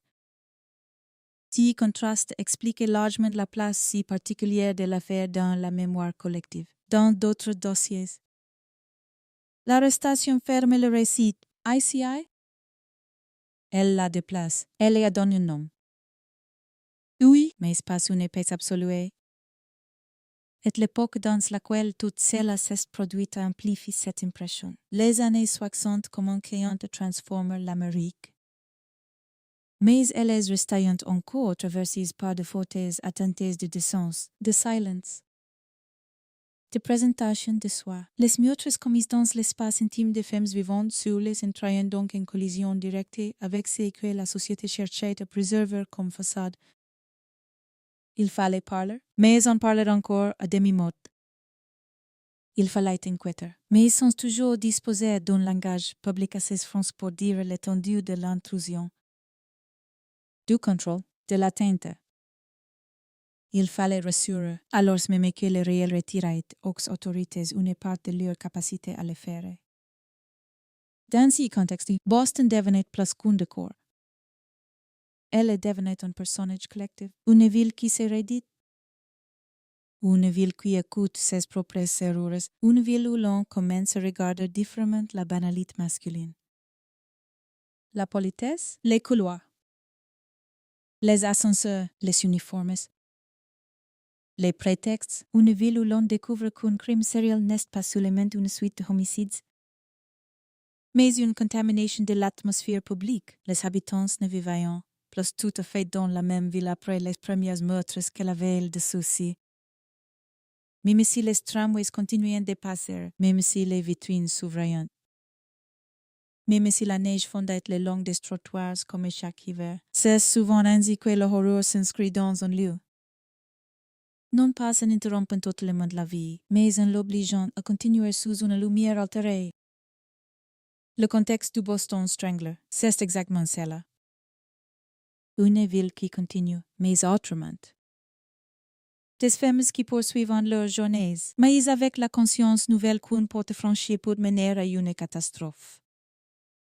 Des familles qui gardent leurs habitudes, mais avec ces battements supplémentaires dans la poitrine quand le téléphone sonne trop tard. Des enquêteurs qui courent derrière une silhouette qui semble connaître mieux que les failles de l'intimité urbaine. Au-dessus de tout, cette vérité sombre qui rend l'affaire si durable. Si elle n'est pas seulement une série de meurtres qui a bouleversé Boston, c'est la destruction d'une croyance. La croyance qu'elle existait en dedans suffisamment solide pour tenir le mal à distance. Quand cette croyance tombait, rien ne redevient tout à fait pareil. Les murs restant debout. Les portes continuant de fermer. Les rideaux continuant de se tirer le soir. Mais le sens de ces gestes change. C'est dans cette ville-là. Déjà blessé avant même d'avoir compris toute l'étendue de ce qui l'a frappé, que notre récit avance désormais. S'il fallait donner à cette affaire une voix humaine avant les gros titres, avant les conférences de presse, avant les hypothèses accumulées comme des dossiers sur un bureau trop plein, cette voix ne serait pas celle du tueur, ni celle des enquêteurs, ni même celle d'une ville entière saisie par la peur. Si serait une voix plus basse, plus ordinaire. Une voix de femme seule dans un appartement de Boston. Une voix qui ne cherche pas à devenir historique. Qui ne sait pas encore qu'elle marche au bord d'un récit national. Une voix qui parle d'abord de choses modestes. D'une fenêtre qu'on referme à cause du courant d'air, d'une robe suspendue derrière une porte. D'un café qu'on laisse tiède, d'un mal de dos discrète. D'une journée qui ressemblait à beaucoup d'autres, car la victime, dans une affaire comme celle-ci, n'entre pas dans l'histoire un personnage tragique. Elle y entre comme tout le monde entre dans sa propre vie, par habitude, par fatigue, par petites décisions banales. Elle pense à ce qu'il faut faire avant la nuit, et ce qu'elle remettra au lendemain, à une lettre qu'elle devrait écrire, à un rendez-vous manque. Au temps qu'il fait, elle arrange. Elle est assurée. Elle soupire parfois sans raison précise. Elle avait, et c'est précisément cela qui rend son témoignage si bouleversant. Même lorsqu'il ne peut plus être recueilli dans sa forme directe, il faut alors le reconstituer non comme un artifice spectaculaire, mais comme une vérité sensible, non pas inventé pour enjoliver, mais tenter d'approcher ce qui signifiait être une femme chez soi dans le Boston du début des années 60, dans cette mince frontière entre solitude choisie, solitude imposée et solitude devenue soudain dangereuse. On peut imaginer cette voix commencer sans gravité apparente. Elle parlerait peut-être d'un immeuble pas très beau mais familier, d'un couloir qui sent la poussière humide et les repas réchauffent. Du bruit d'espace la voisine du dessous, du chauffage qui cogne parfois dans les studios avec un bruit sec. Presque humaine, elle dirait qu'on finit par connaître une maison par l'oreille autant que par les yeux. Quand se distingue un voisin presse d'un voisin ivre, une porte claquée d'une porte poussée doucement. Un escalier monté par habitude d'un escalier monté avec hésitation. Elle dirait quoi vivre seul et en développer une sorte de cartographie intime de son. On sait quand l'immeuble respire normalement. On sait quand quelque chose ne colle pas. Elle ne se décrirait pas comme vulnérable. Presque aucune femme ne se décrit ainsi dans la continuité simple de ses jours. Elle se décrirait plutôt comme prudente, peut-être un peu lassée. Indépendance dans la mesure permise par son époque, attachée à ses petites règles. Vérifier la gazinière, fermer les rideaux. Laisser certaines lampes allumées, répondre poliment quand on frappe. Sans pour autant ouvrir trop vite, il y a dans ces existences solitaires une discipline qui n'a rien d'héroïque. Seulement le désir modeste de tenir sa vie correctement, faire en sorte que les lits soient faits, que les lignes soient pliées, que les factures soient rangées dans une enveloppe, que l'appartement demeure malgré toute une épreuve de dignité, dans le témoignage de la victime. Il y aurait donc d'abord cette dignité-là, une manière de habiter le monde sans bruit, une manière de tenir bonne face aux heures longues, aux soirées plus silencieuses que les journées. Aux poids de souvenirs quand la lumière baisse toute, peut-être parlerait-elle d'une habitude prise avec le temps. Celle de laisser la radio allumée juste assez fort pour rompre le vide, pas pour écouter vraiment. Plutôt pour ne pas entendre trop distinctement le silence autour, peut-être dirait-elle que la ville, vue depuis sa fenêtre, semble moins menacante qu'indifférente. Des passants passant, des voitures filantes. Quelqu'un rit au loin, quelqu'un crie pour appeler un enfant. Puis plus rien, chacun rentre chez soi. Et c'est là que commence la partie invisible de la ville, celle des appartements fermés où les vies continuent sans témoins. La victime, avant de devenir victime, appartient à ce monde-là. Elle ne se pense pas au centre de quoi que ce soit. Elle n'est pas ni pour servir une récite, elle a ses habitudes. Ses pudeurs. Parfois ses peines anciennes qu'elle n'expose plus à personne. Dans un tel témoignage, il faudrait aussi entendre ce que les femmes de cette époque savaient et taisaient. La nécessité de paraître calme, le réflexe de ne pas faire d'histoire. La politesse presque automatique envers les figures d'autorité, les hommes en uniforme. Les réparateurs, les inconnus qui se présentent avec assez d'assurance pour sembler légitimes. Une femme vivant sous les devait sans cesse négocier entre méfiance et respectabilité, trop méfiante. Elle pouvait passer pour nerveuse, désagréable, excessive, trop confiante. Elle s'exposait et c'était une gymnastique silencieuse.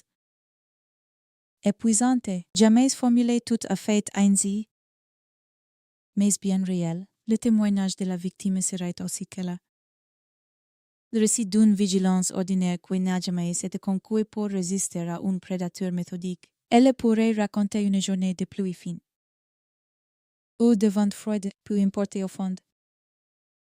Parce que dans ces affaires, la météo n'est jamais un décor neutre. Elle entre dans la mémoire.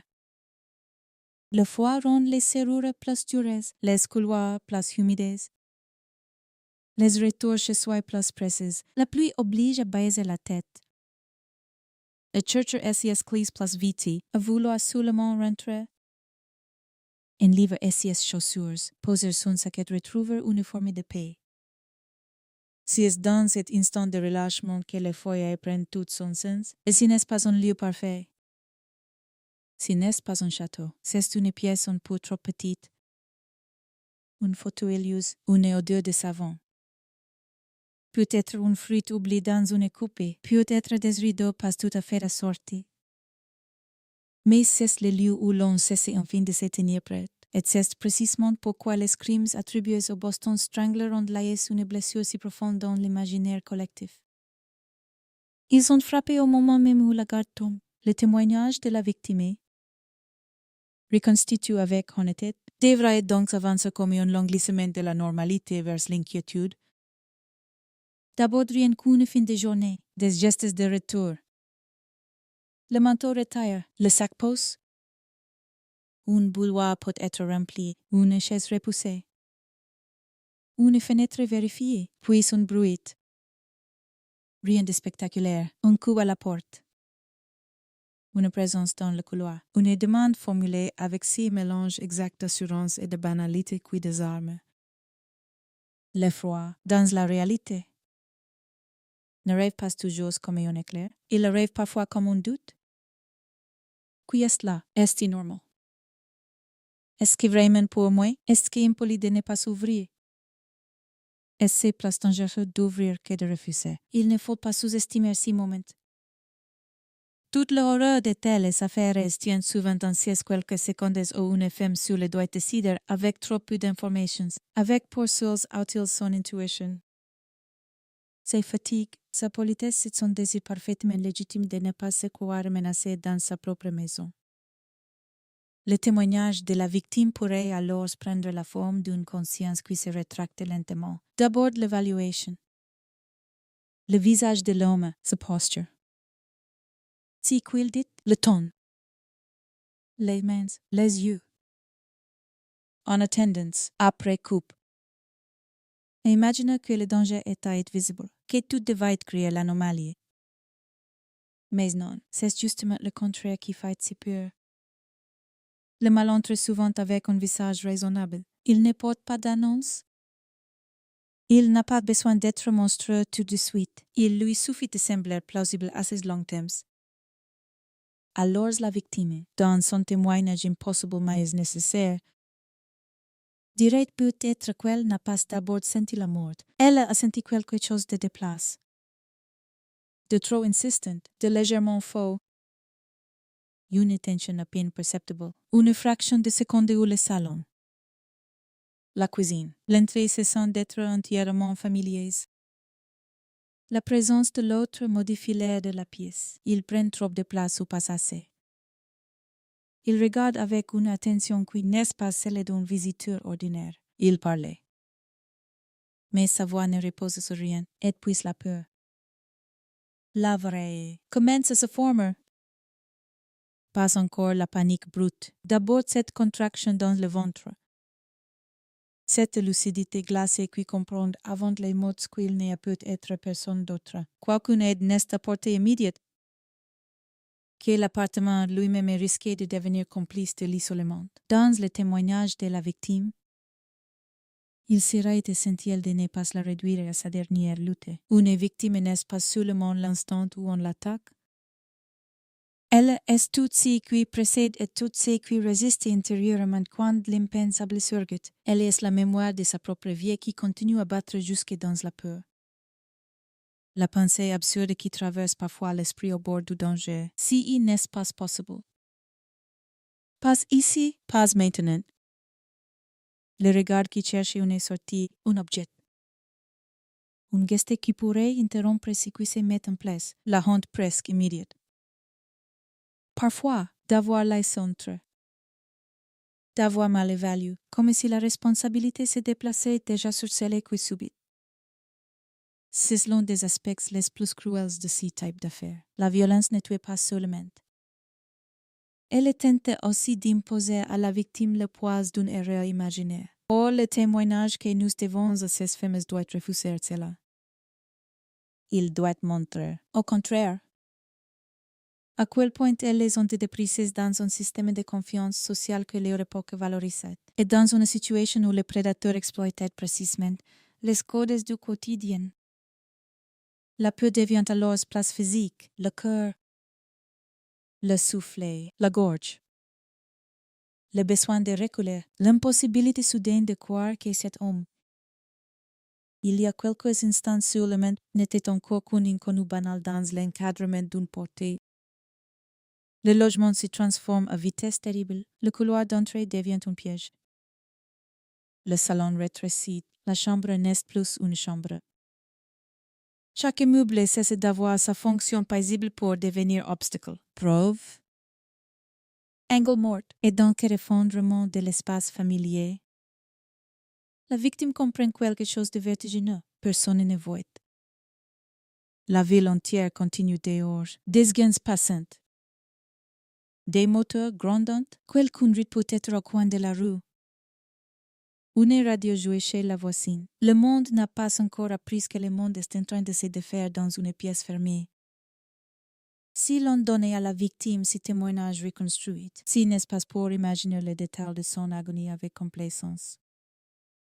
C'est pour rendre perceptible l'injustice absolue de cette dissociation entre la violence extrême et l'indifférence apparente du décor extérieur. C'est aussi pour rappeler que ces femmes ont probablement traversé, dans les derniers instants de conscience claire, une quantité foudroyante de pensées humaines. La peur de mourir, bien sûr, mais aussi l'incrédulité, le souvenir d'un proche. La volonté instinctive de vivre encore. La stupeur d'être ainsi réduite à une lutte nue alors que, quelques minutes plus tard, il n'était question que d'un soir ordinaire. On parlait souvent des victimes comme d'ombres figées et jamais dans leur statut judiciaire. Pourtant, si l'on s'approche avec sérieux, on devine autre chose.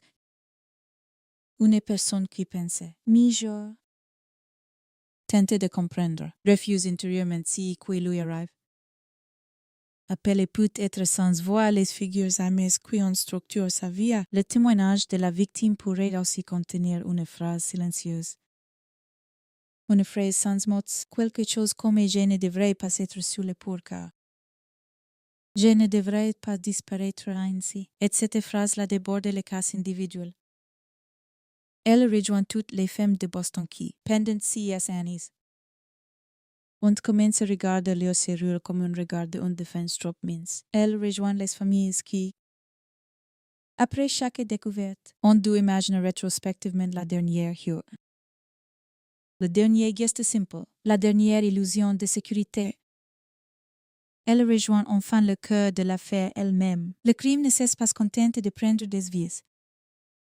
Il impose à des existences ordinaires une fin qui viole jusqu'au sens même de leur refuge. Dans la construction d'un récit criminel, la tentation est grande de confisquer la parole au profit du mystère, de l'enquête, du monstre, mais la partie que nous appelons ici le témoignage de la victime doit accomplir l'inverse. Elle doit ramener le regard au niveau du vivant menace. Elle doit faire sentir la texture du quotidien. La mesure tragique de la transition entre sécurité ressentie et danger réel, l'intelligence immédiate de la peur, la solitude radicale de l'instant où l'on comprend que la politesse, le bon sens, les habitudes, la porte fermée. Tout cela ne se fait place. Alors, dans le silence qui suit, il ne reste pas seulement un crime. Il reste une pièce qui garde la trace d'une présence arrachée, une tasse qui refroidit, un vêtement de place, une lumière allumée pour personne. Et derrière ces choses immobiles, une question qui hante encore? Quoi-t-elle pense exactement? Quoi-t-elle comprise? Combien de temps avant que tout bascule a-t-elle senti que quelque chose clochait? Nous ne le saurons jamais totalement. Mais nous savons assez pour lui rendre ceci. Elle n'était pas un homme inattentif de dossier, ni un simple melon d'une série. Elle était une vie entière comprimée soudain dans quelques minutes de terreur. Une femme avec ses habitudes, sa dignité, ses fatigues, ses objets, sa manière de fermer les rideaux et d'écouter les bruits du couloir. Une femme à qui l'on ne vole non seulement l'avenir, mais la paix du présent. Et si son témoignage ne peut nous parvenir directement, alors il faut l'écrire avec cette conscience-là, comme on recueille ce qui reste d'une voix dans une pièce après que la porte s'est refermée. Non pour prétendre parler à sa place avec arrogance, mais pour refuser qu'elle soit avalée par la seule légende noire du prédateur. Car avant d'être l'affaire du Boston Strangler, c'est d'abord l'histoire de femmes qui vivent vaillantes. qui pensant, qui rentrant chez elles avec l'espoir légitime d'être en sécurité. Et dont le silence force oblige aujourd'hui le récit à une sur les choses. Si penche, coûter, être restitué. Autant qu'il est possible, l'humanité contour a voulu réduire à une signature de pure. L'incident, dans les grandes affaires criminelles, est souvent raconté comme un point fixe, un moment net. Une bascule identifiable à la seconde presse, dans la réalité. Elle ressemble plutôt à une lente prise de possession. Rien ne commence avec un éclair dramatique, ni avec une musique soudaine comme au cinéma. Tout commence dans le passé ordinaire d'une journée qui se termine, dans la fatigue décrite d'une ville qui rentre chez elle, dans la banalité presque offensante des gestes du soir, à Boston. Entre 1962 et 1964, c'est précisément cette banalité la qui a été souillée. Une femme remonte chez elle. Elle pousse la porte de l'immeuble avec l'épaule.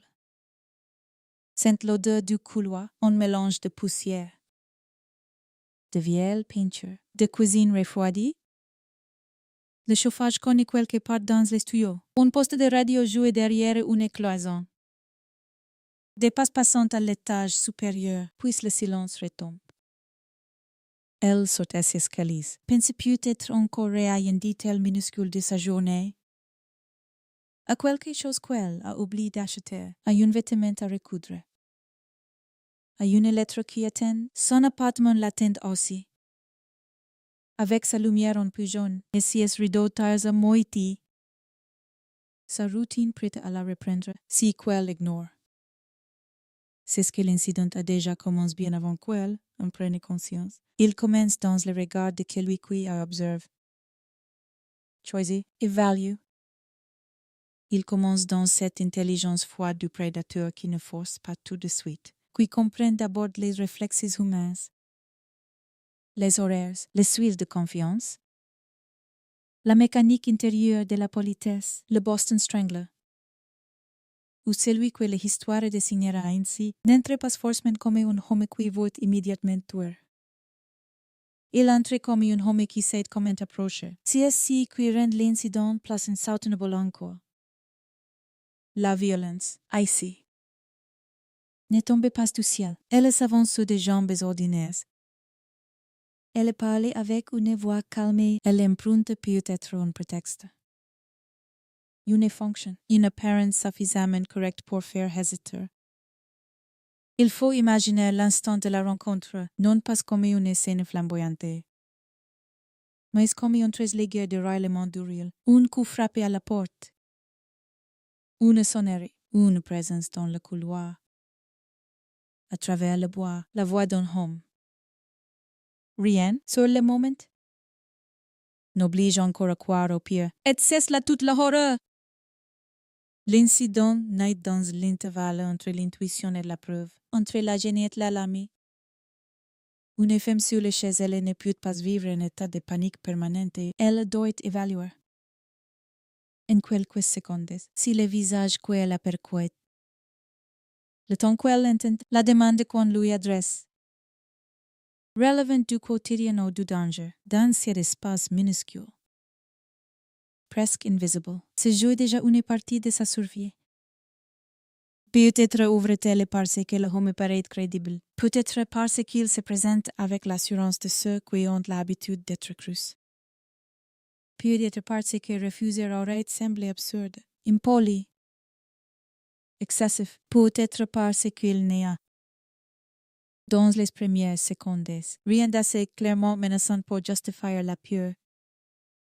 L'incident. Alors, entrez avec lui. Il franchit le seuil sans bruit. Et dès qu'il est à l'intérieur, tout change de densité. L'air de la pièce n'est plus le même. L'appartement. Quelques instants plus tout encore réfugié modeste, devient une espèce contest. L'homme est là, trop près. Ou passe assez loin, il regarde.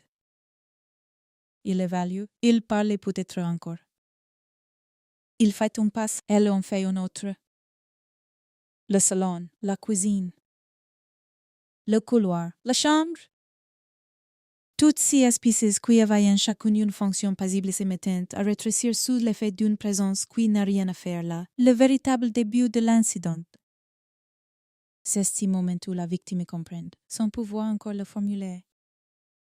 Qu'elle laisse entrer non pas un visiteur mais une volonté étrangère. Fermi, entièrement tournée vers elle, souvent dans ce type de crime. La peur n'arrive pas en une seule masse, elle monte par degrés. D'abord le malaise, puis la perception d'un détail faux. Une insistance du regard, une proximité injustifiée. Un silence trop long entre deux phrases, une manière de tenir le corps comme si la pièce lui appartenait déjà. C'est là l'incident. L'instant où l'ordinaire se fiche, où chaque objet semblait encore à sa place mais où l'essence de l'ensemble a basculé. La chaise est toujours là, la tasse aussi. Le téléphone n'a pas bougé, les rideaux ne frémissent pas davantage.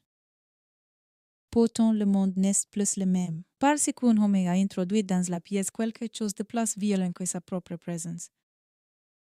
La certitude qu'il ne respectait aucune frontière. À partir de là, tout s'accélérait, pas forcément en gestes visibles tout de suite, mais intérieurement, chez la victime. La pensée va plus vite que le langage. Est-ce que je peux le faire sortir? Est-ce qu'il y a quelqu'un dans les couloirs? Est-ce que la porte est encore accessible? Est-ce que je dois crier maintenant? Est-ce que cela va l'aggraver? L'incident est aussi cela, une guerre d'une rapidité affolante entre le cerveau qui tente encore d'organiser des options et le corps qui a déjà compris qu'il est en danger. Le prédateur, lui, profite précisément de cette seconde de flottement. Il n'a pas besoin que la peur éclate. Il a besoin qu'elle hésite. Et dans cette hésitation, il avance. Les affaires attribuées au Boston Strangler portent toute cette dimension particulièrement terrifiante. L'attaque se produit dans le lieu même où la résistance est la place psychologiquement désarmée. On ne se défend pas chez soi comme dans la rue. Dans la rue, l'alerte est diffuse, toujours possible.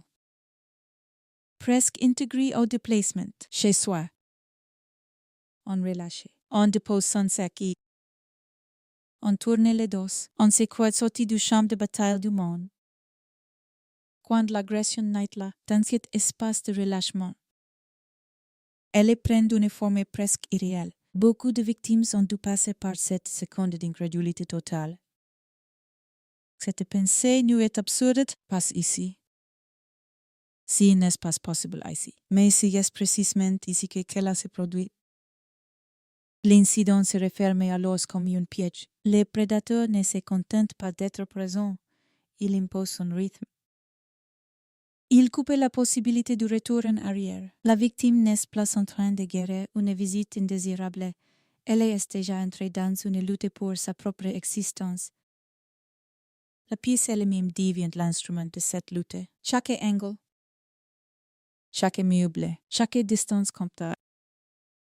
Le téléphone semble soudain trop loin. La porte paraît plus lourde qu'elle ne l'a jamais été. Les murs, naguère protecteurs, enferment désormais l'incident. Si n'est donc pas un événement extérieur qui frappe un foyer de l'extérieur, c'est la corruption brutale de l'espace intime, si qui appartenait au quotidien passé sous domination hostile.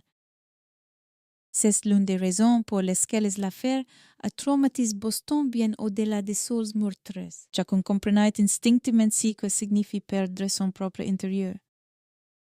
Chacun comprenait qu'entre le couloir de son immeuble et la serrure de son appartement se jouait soudain une angoisse nouvelle. Il faut aussi comprendre que le prédateur, dans cette série, ne semble pas avoir agi comme une force uniquement brutale.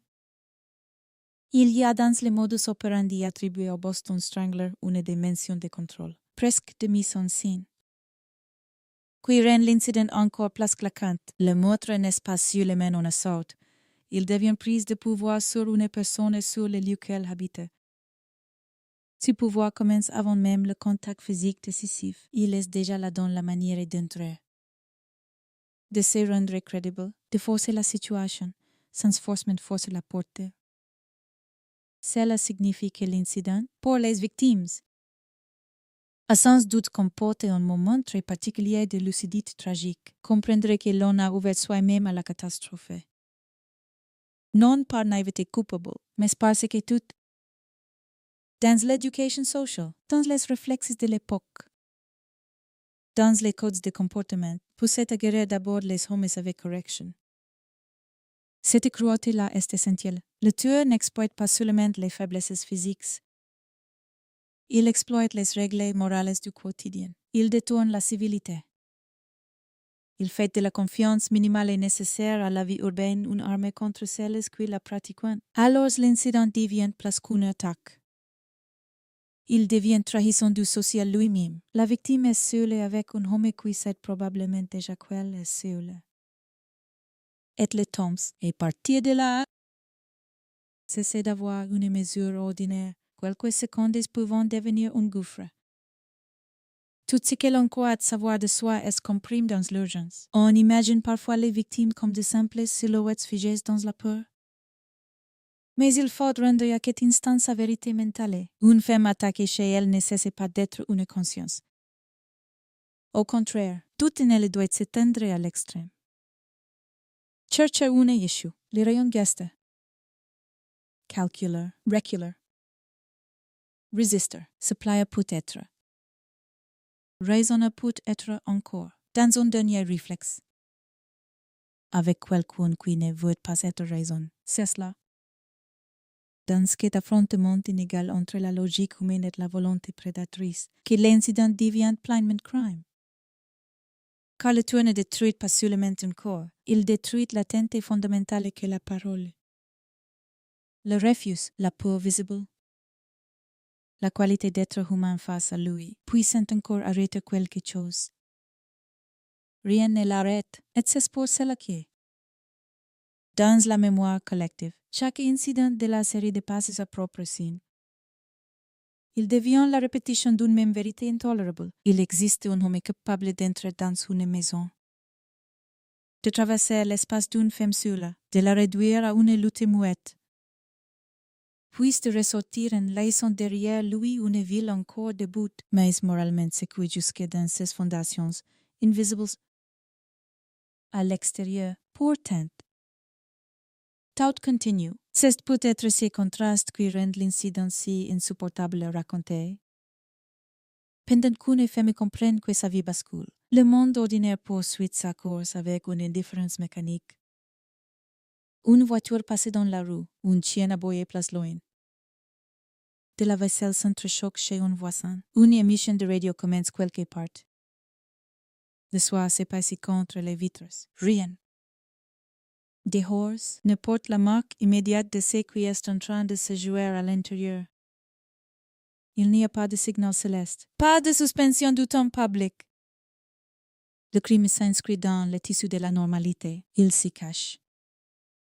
Il en profite. C'est cela qui l'a rendu si difficile à penser pour Boston. Le mal n'était pas à part. Il circulait à travers les mêmes couloirs, les mêmes trottoirs, les mêmes portes que tout le monde. Il empruntait les formes rassurantes du quotidien pour arriver jusqu'au point de rupture. Après, bien sûr, il y a la scène laissée derrière. Mais avant la scène, il y a l'incident. Et l'incident est toujours plus difficile à saisir parce qu'il contient encore l'énergie du passage. De l'irréversible en train de se produire, et c'est un moment où tout aurait pu. En théorie, ne pas se produire. Et pourtant tout s'est produit, un moment qui hante davantage que les résultats figés. Parce qu'il contient cette cruauté supplémentaire, la catastrophe était encore en mouvement. On peut presque entendre, dans CS Apartments, le claquement sec d'une porte qui n'a pas été refermée assez vite, le froissement d'un vêtement, le recul d'une chaise, le soufflet qui change. La voix qui n'a plus le bon ton, la seconde exacte où la courtoisie s'effondrait et laisse apparaître quelque chose de nous. De glace, de décide. Il n'est pas nécessaire d'en rajouter pour comprendre la violence de qu'elle a. Tout est déjà là.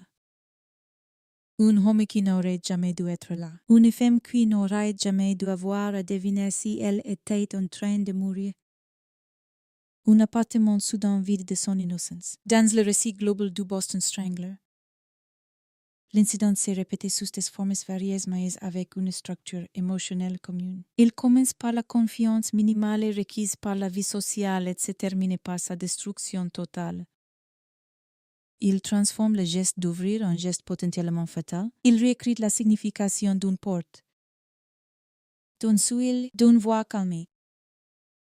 Il oblige une ville entière à comprendre que l'on peut être attaqué non pas malgré la normalité, mais à travers elle.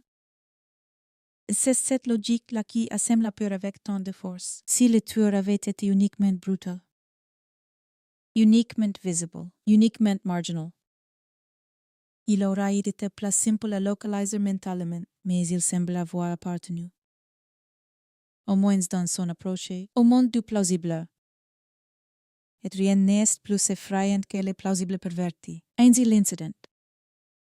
Dans cette affaire, n'est pas seulement la minute où un meurtre commence. C'est la scène primordiale de toute l'angoisse qui suivra. C'est l'instant où Boston découvre qu'un foyer peut être violé sans fracas préalable. Qu'une femme peut être isolée au cœur même d'une ville dansée, où un homme peut se servir des cordes ordinaires pour des armes avant d'étrangler. C'est aussi le moment qui, rétrospectivement, enterra chaque lectrice du journal, chaque veuve vivant seule, chaque fille rentrant trop tard, chaque mère demandante à sa fille d'être prudente sans savoir précisément contre quoi. Toutes s'imagineront, d'une manière ou d'une autre. Si moment initial, le coup à la porte, le visage qui ne paraît pas encore impossible, le sourire franchi, le silence qui change, la conscience qui se met à battre plus vite. Voilà l'incident. Non pas un simple détail narratif avant l'enquête, mais le cœur concret de la terreur, la seconde eu une existence ordinaire rencontrer une volonté meurtrière et comprendre. Trop tard, que le monde familier ne la protégerait pas. Dans l'histoire du Boston Strangler, c'est 7 secondes démultipliées par la répétition qui a suffi à faire chanceler une ville entière. Parce qu'à partir du moment où chacun a compris comment l'horreur pouvait commencer, place aucune porte close ne semble totalement suffisante. La scène de crime, dans une affaire comme celle du Boston Strangler, n'est jamais seulement un endroit où l'on retrouve un corps, c'est un lieu qui a été de nature. Un lieu qui continue de ressembler à lui-même et qui, pourtant, ne lui appartient plus tout à fait. Le drame des appartements touché par cette série, entre 1962 et 1964, tient précisément à cela.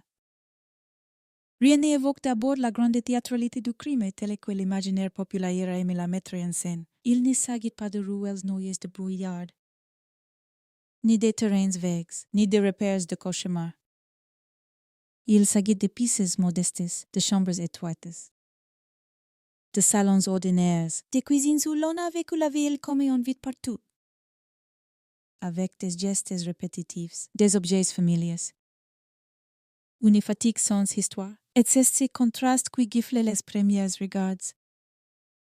Lorsqu'on entre, ce qui s'agit d'abord n'est pas forcément le désordre absolu, mais quelque chose de plus dérangeant encore, l'impression qu'une vie est interrompue au beau milieu de sa propre banalité.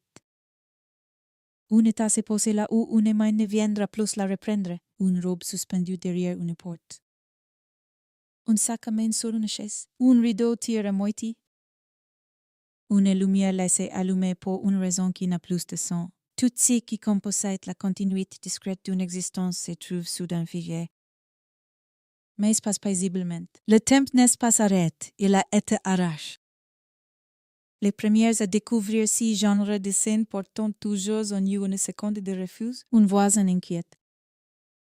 Un propriétaire, un proche.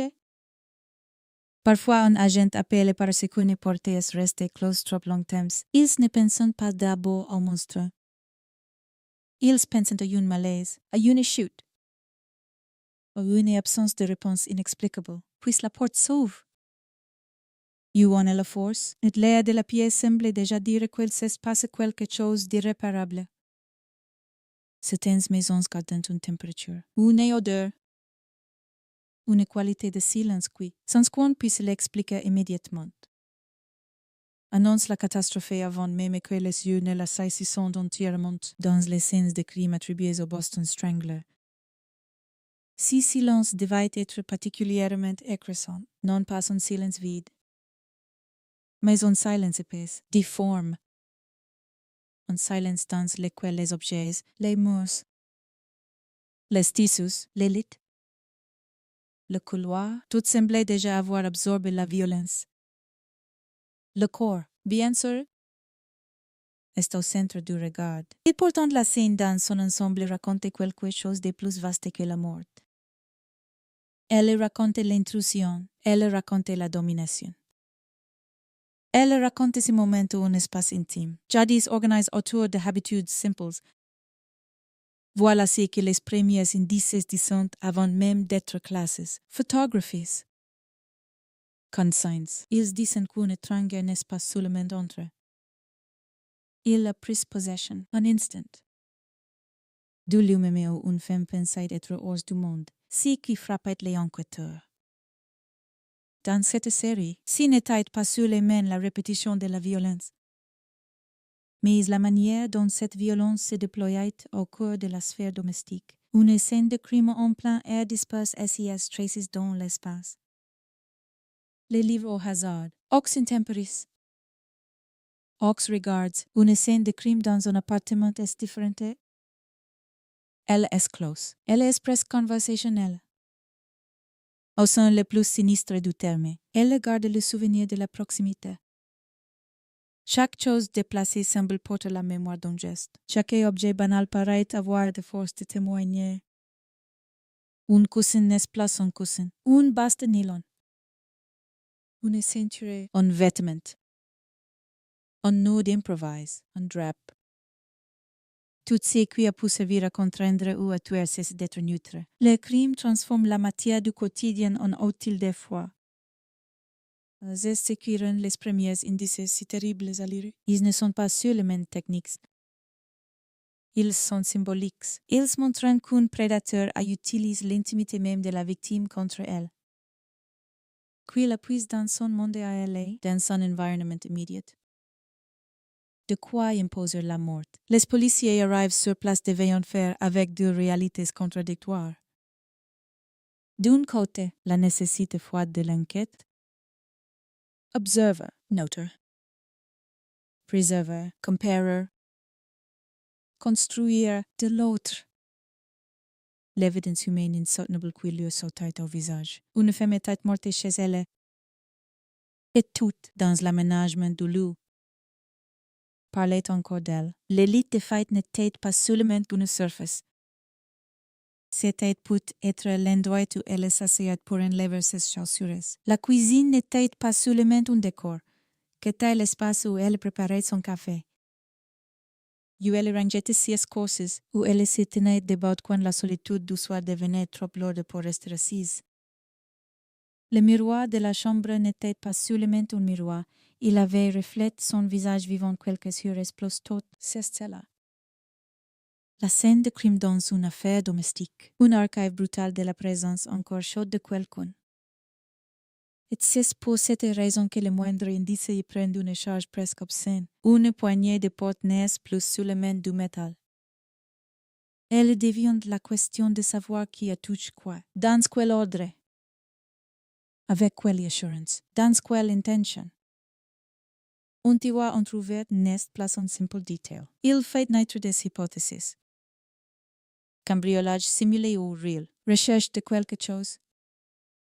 Geste de fouillis, mouvement de panique. Et tentative de mise en scène. Et Boston? La répétition des meurtres a pu appris aux enquêteurs à regarder ces détails avec une acuité fébrile. Ils ne cherchaient pas seulement à comprendre une scène. Ils cherchaient à comprendre si cette scène parlait la même langue que les autres. Le premier indice, souvent, n'est pas un objet mais une impression d'ensemble, dans les crimes attribués au Boston Strangler. Cette impression de vaillité qu'elle est d'une proximité étrange entre calme et apparente violence extrême. Pas toujours de traces massives de fractions. Pas nécessairement le chaos flamboyant que laisserait un assaut totalement anarchique. Au contraire. Quelque chose pouvait suggérer que le tueur avait obtenu l'accès ou qu'il avait approché suffisamment près pour désarmer la méfiance initiale. Voilà un indice énorme, même s'il ne tient dans aucune enveloppe numérotée. Si la porte n'a pas été brutalement forcée, alors il faut envisager qu'elle ait été ouverte. Si elle a été ouverte, il faut envisager une interaction.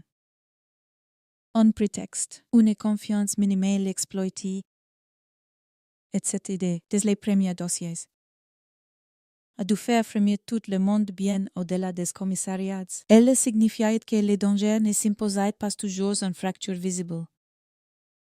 Ils savaient parfois entrer par les réflexes normaux de la vie sociale. Les scènes elles-mêmes pouvaient apporter des éléments de mise en scène. Est-ce là que l'horreur change de nature? Lorsqu'un meurtrier ne se contente pas de tuer, mais il laisse derrière lui une configuration particulière. Elle impose aussi une signature psychologique.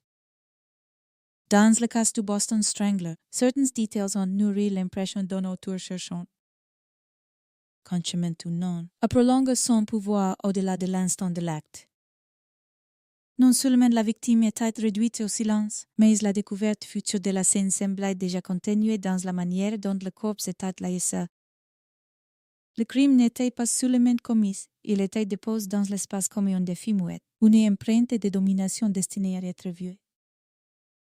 Pour les premières enquêteuses, cela créait une tension terrible. Ces indices semblaient parler, mais ils parlaient dans une langue ambiguë. Parlaient-ils d'un seul homme, sur de son rituel, ou plusieurs affaires différentes avaient? Elle était reliée parce que la ville, la presse et la police avaient besoin d'un monstre unique. C'est l'une des grandes ombres du dossier, et elle commence la lecture des scènes de crime. Place elle se ressemblant, place on croit tenir une série. Mais place on veut tenir une série. Place on risquait aussi de faire entrer certains détails dans un cadre déjà désiré. Les premiers indices dans une telle affaire ne sont jamais purs, ils sont immédiatement happés par l'urgence. La pure publique, l'espoir de cohérence. Pourtant, certains éléments restent d'une force absolue. Le fait que les victimes aient été attaquées chez elles, le fait qu'elles aient été souvent retrouvées dans un contexte où l'espace intime avait été utilisé contre elles, le fait que la strangulation, par sa nature même, suppose une proximité terrifiante, si n'est pas un crime à distance.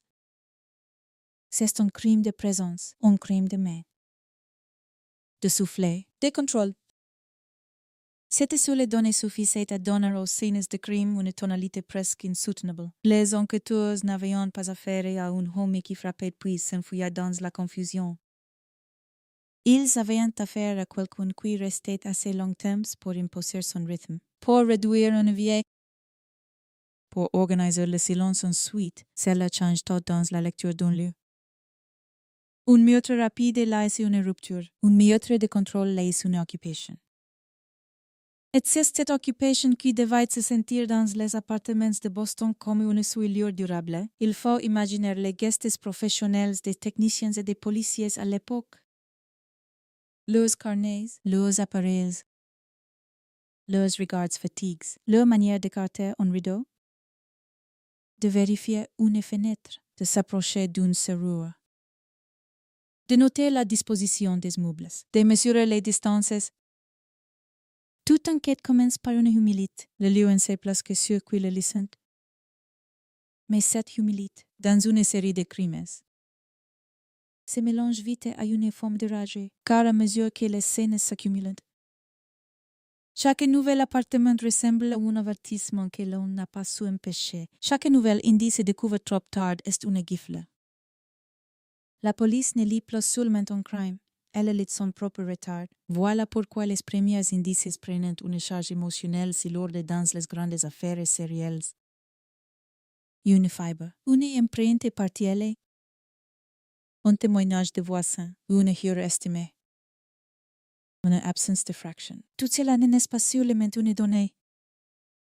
C'est peut-être ce qui aurait pu plus tard empêcher la scène suivante. Boston vivait déjà dans cette logique du conte à robots invisibles.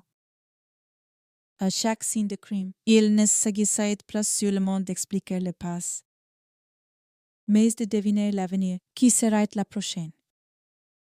Et selon quel mode d'approche? Les premiers indices étaient donc lus avec une intensité presque désespérée les voisins. Ils aussi, une silhouette aperçue. Une voix entendue, un homme vu dans la hall. Mais les souvenirs humains, surtout lorsqu'ils sont recolorés par la peur, sont des matériaux fragiles. Après coup, chacun croit retrouver en détail, réentendre une phrase, reconnaître une attitude. La scène de crime attire autour d'elle une constellation de mémoires hésitantes. Certaines aidantes, d'autres embrouillantes. Et plus la panique grandit, plus la ville entière devient une machine à produire du soupçon. Pourtant, parfois, au milieu de cette brume, une chose résistait. Une cohérence discrète, une façon d'entrer. Une manière de laisser le lieu, une irrégularité dans l'attente. Une sensation que l'on n'a pas affaire à un pur hasard. C'est celle que les premières enquêteuses devaient traquer dans les appartements de Boston. Non seulement des indices isolés, mais une grammaire. La grammaire du prédateur, la scène de crime. Alors, cesse d'être simplement local. Elle devient phrase dans un texte plus vaste, un texte atroce. Incomplete, mais lisible par fragments. Tel détail renvoie à telle autre scène. Telle disposition rappelle une autre victime.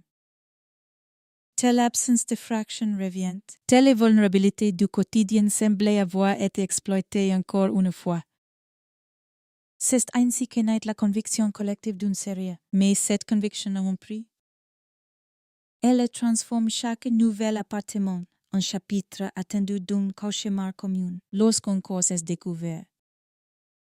La police n'entre plus seulement dans un drame singulier, elle entre dans le territoire du Boston Strangler. Sinon, même avant d'être fixe définitivement dans les esprits. Commence à flotter au-dessus des pistes comme une présence anticipée, et cette anticipation peut éclairer autant qu'elle aveugle. Elle le poussait à chercher des ressemblances, parfois au risque de forcer la lecture. Mais elle révélait aussi quelque chose de profondément vrai sur l'impact des premiers indices. Ils ne restent jamais confinés au lieu. Ils traversent les journaux, les cuisines, les couloirs d'immeubles, l'imaginaire collectif. Une simple mention d'absence de fractions ou d'objets utilisés comme input suffit à changer les habitudes de milliers de femmes. Soudain, on ne regarde plus à porter de la même manière. On ne laisse plus entrer un inconnu avec la même facilité. On ne considère plus les objets les plus ordinaires comme entièrement innocents. Le crime, par ces indices, reprogramme la vie publique. Et que cela aussi qu'il faut voir sur la scène, non seulement la mort d'une personne, mais la contamination lente d'une ville entière par ce que cette scène révèle. Lorsque l'on pense aujourd'hui à Albert de Salvo, et à ses aveux, aux doutes persistants, aux analyses ADN qui l'ont li plus tard à l'une des victimes, on risquait de lire rétrospectivement si scenes comme si elles avaient toujours point. Nettement, dans sa direction. Si n'est pas vrai, sur le moment. Les scènes de crime parlant d'abord d'énigmes, elles donnent des formes. Pas de certitudes, elles indiquent un rapport au contrôle, à l'intrusion, à la proximité. Elles suggèrent une méthode, peut-être une personnalité. Mais elles ne livrent pas un nom grave dans la poussière, c'est cela qui rend le travail des premières enquêteurs si tragique et si fascinant. Ils marchaient dans des appartements encore saturés de présence humaine, entourés d'indices lourds de sang. Mais sans posséder l'outil décisif qui transformerait plus tard un fragment biologique en quasi-sentence, ils devaient penser avec leurs yeux. leurs mains, leurs dossiers, leurs comparisons, leurs intuitions. Et pendant si temps, la ville continuait d'avoir peur. Au fond, les premiers indices du Boston Strangler ne sont pas seulement ce qu'on place dans des sachets ou qu'on consigne dans des rapports. Les premiers indices, si sont aussi les blessures invisibles infligées à l'idée de sécurité. Une porte intacte, une piste trop calme. Un appartement ordinaire devenu signe d'étranglement. Une femme retrouvée là où elle croyait être le plus à l'abri. Voilà les indices qui ont le plus marqué Boston. Parce qu'ils portaient en une lecon plus terrible encore que la sur les techniques criminelles. Ils disaient que le mal pouvait non seulement entrer, mais entrer proprement. Presque sans bruit, presque sans hurt apparent. En se servant de la normalité comme d'une clé, c'est ce que les signes de crime révélaient avec une cruauté méthodique. Elles montraient que le prédateur n'avait pas besoin de déchirer le décor pour triompher. Il lui suffisait de le traverser. Et lorsqu'on refermait enfin ces appartements après les constatations, lorsqu'on emportait les preuves, qu'on couvrait les corps, qu'on laissait derrière soi l'odeur froide des lieux après enquête, quelque chose demeurait, une impression que les mœurs humaines avaient voulu inconcevable. Une certitude que le prochain indice, s'il arrivait à lieu, serait découvert trop tard lui aussi, c'est peut-être cela. Au fond de la vraie scène de crime du Boston Strangler. Pas seulement une chambre, pas seulement un salon. Mais une ville entière en train d'apprendre à lire la peur dans les détails les plus ordinaires, l'enquête. Dans une affaire comme celle du Boston Strangler, ne progresse pas comme une ligne droite.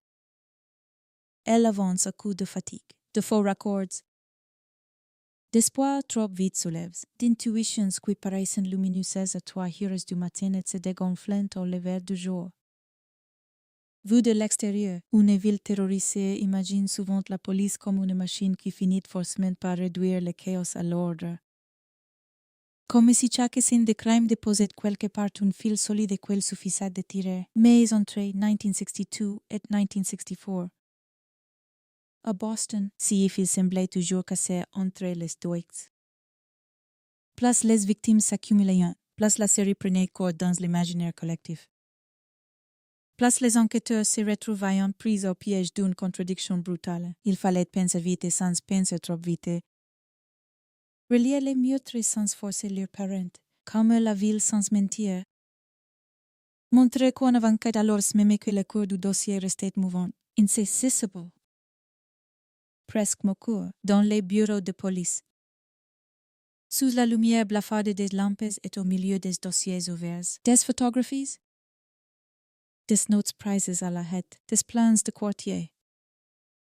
Des horaires recoupes, une question revenait sans cesse comme une pulsation maladie. Est-ce bien le même homme? À première vue, tout poussait à croire en une série des femmes attaquées chez elles. La strangulation, la proximité imposée. Le sentiment d'un prédateur qui entre dans l'intimité non pas au hasard absolu, mais selon une logique qui lui appartient. Pourtant, à mesure que les affaires s'empilaient, l'unité si commode du monstre unique commençait aussi à devenir un risque, car les victimes n'avaient pas toutes les mêmes âges, pas toutes la même vie, pas toutes le même décor social. Et est-ce qu'une série semble trop vaste, trop souple, capable d'absorber des différences importantes sans jamais craquer, le soupçonnait au sein même de l'enquête. Cherchait-on un homme, ou bien un récit capable de contenir la panique publique? Cette hésitation n'était pas une faiblesse morale des enquêteurs. Elle était le signe même de leur impasse. S'ils reliaient trop, ils risquaient de fabriquer une incohérence. S'ils séparaient trop, ils risquaient de laisser un tueur profiter du désordre. La presse, elle n'aimait ni les nuances ni les scrupules méthodologiques. Elle voulait un nom pour la peur. Une silhouette, une progression. un duel entre une ville et son prédateur. Le surnom de Boston Strangler s'est imposé aussi parce qu'il répondait à un besoin collectif de condensation. Une angoisse diffuse devenait une figure. Les crimes s'essayant d'être une série d'horreurs distinctes pour former la marche continue d'un seul cauchemar. Si baptême médiatique change tout, il donne une forme à la terreur. Mais il exerce aussi une pression énorme sur l'enquête lorsqu'un fantôme public a déjà reçu son nom. Chaque nouvelle scène de crime tend à être lue à travers lui. Les policiers n'examinent plus seulement un homicide. Ils examinent la possibilité qu'il s'agisse encore de lui. Toujours de lui, ou au contraire la menace de découvrir que lui n'existait peut-être pas de manière aussi nette qu'on le répétait partout. Cette tension empoisonnait les pistes, chaque détail devenait double. Un point commun pouvait être significatif ou accidentel. Une divergence pouvait signaler une autre auteur ou seulement une variation dans la méthode. Chaque enquêteur devait marcher sur cette ligne fine entre reconnaissance de motifs et illusion de motifs, pendency et temps. La ville vivait dans un état de surexcitation presque maladive. Les appels affluaient. Les signalements osés, un homme observe dans un hall. Un inconnu trop poli, un vendeur ambulant. Un technicien, un passant qui avait regardé trop longtemps sous une fenêtre. Un voisin jugé étranger depuis toujours mais devenu soudain plus étrange encore. Boston. À force d'avoir peur, produisait du suspect en continu. Les commissariats recevaient des noms, des descriptions, des rumeurs, on interrogeait, on vérifiait, on classait, on comparait. L'enquête s'élargissait comme une marée noire. Des hommes étayants regardaient de travers parce qu'ils vivaient seuls, parce qu'ils parlaient mal. Parce qu'ils avaient un pas trouble, parce qu'ils buvaient trop. Parce qu'ils transpiraient en répondant à des questions qu'aucun innocent n'aurait supportées avec essence. La peur publique? En ce sens, n'aidait pas seulement l'enquête, elle la parasitait. Elle faisait surgir des suspects en quantité, mais pas forcément des suspects utiles,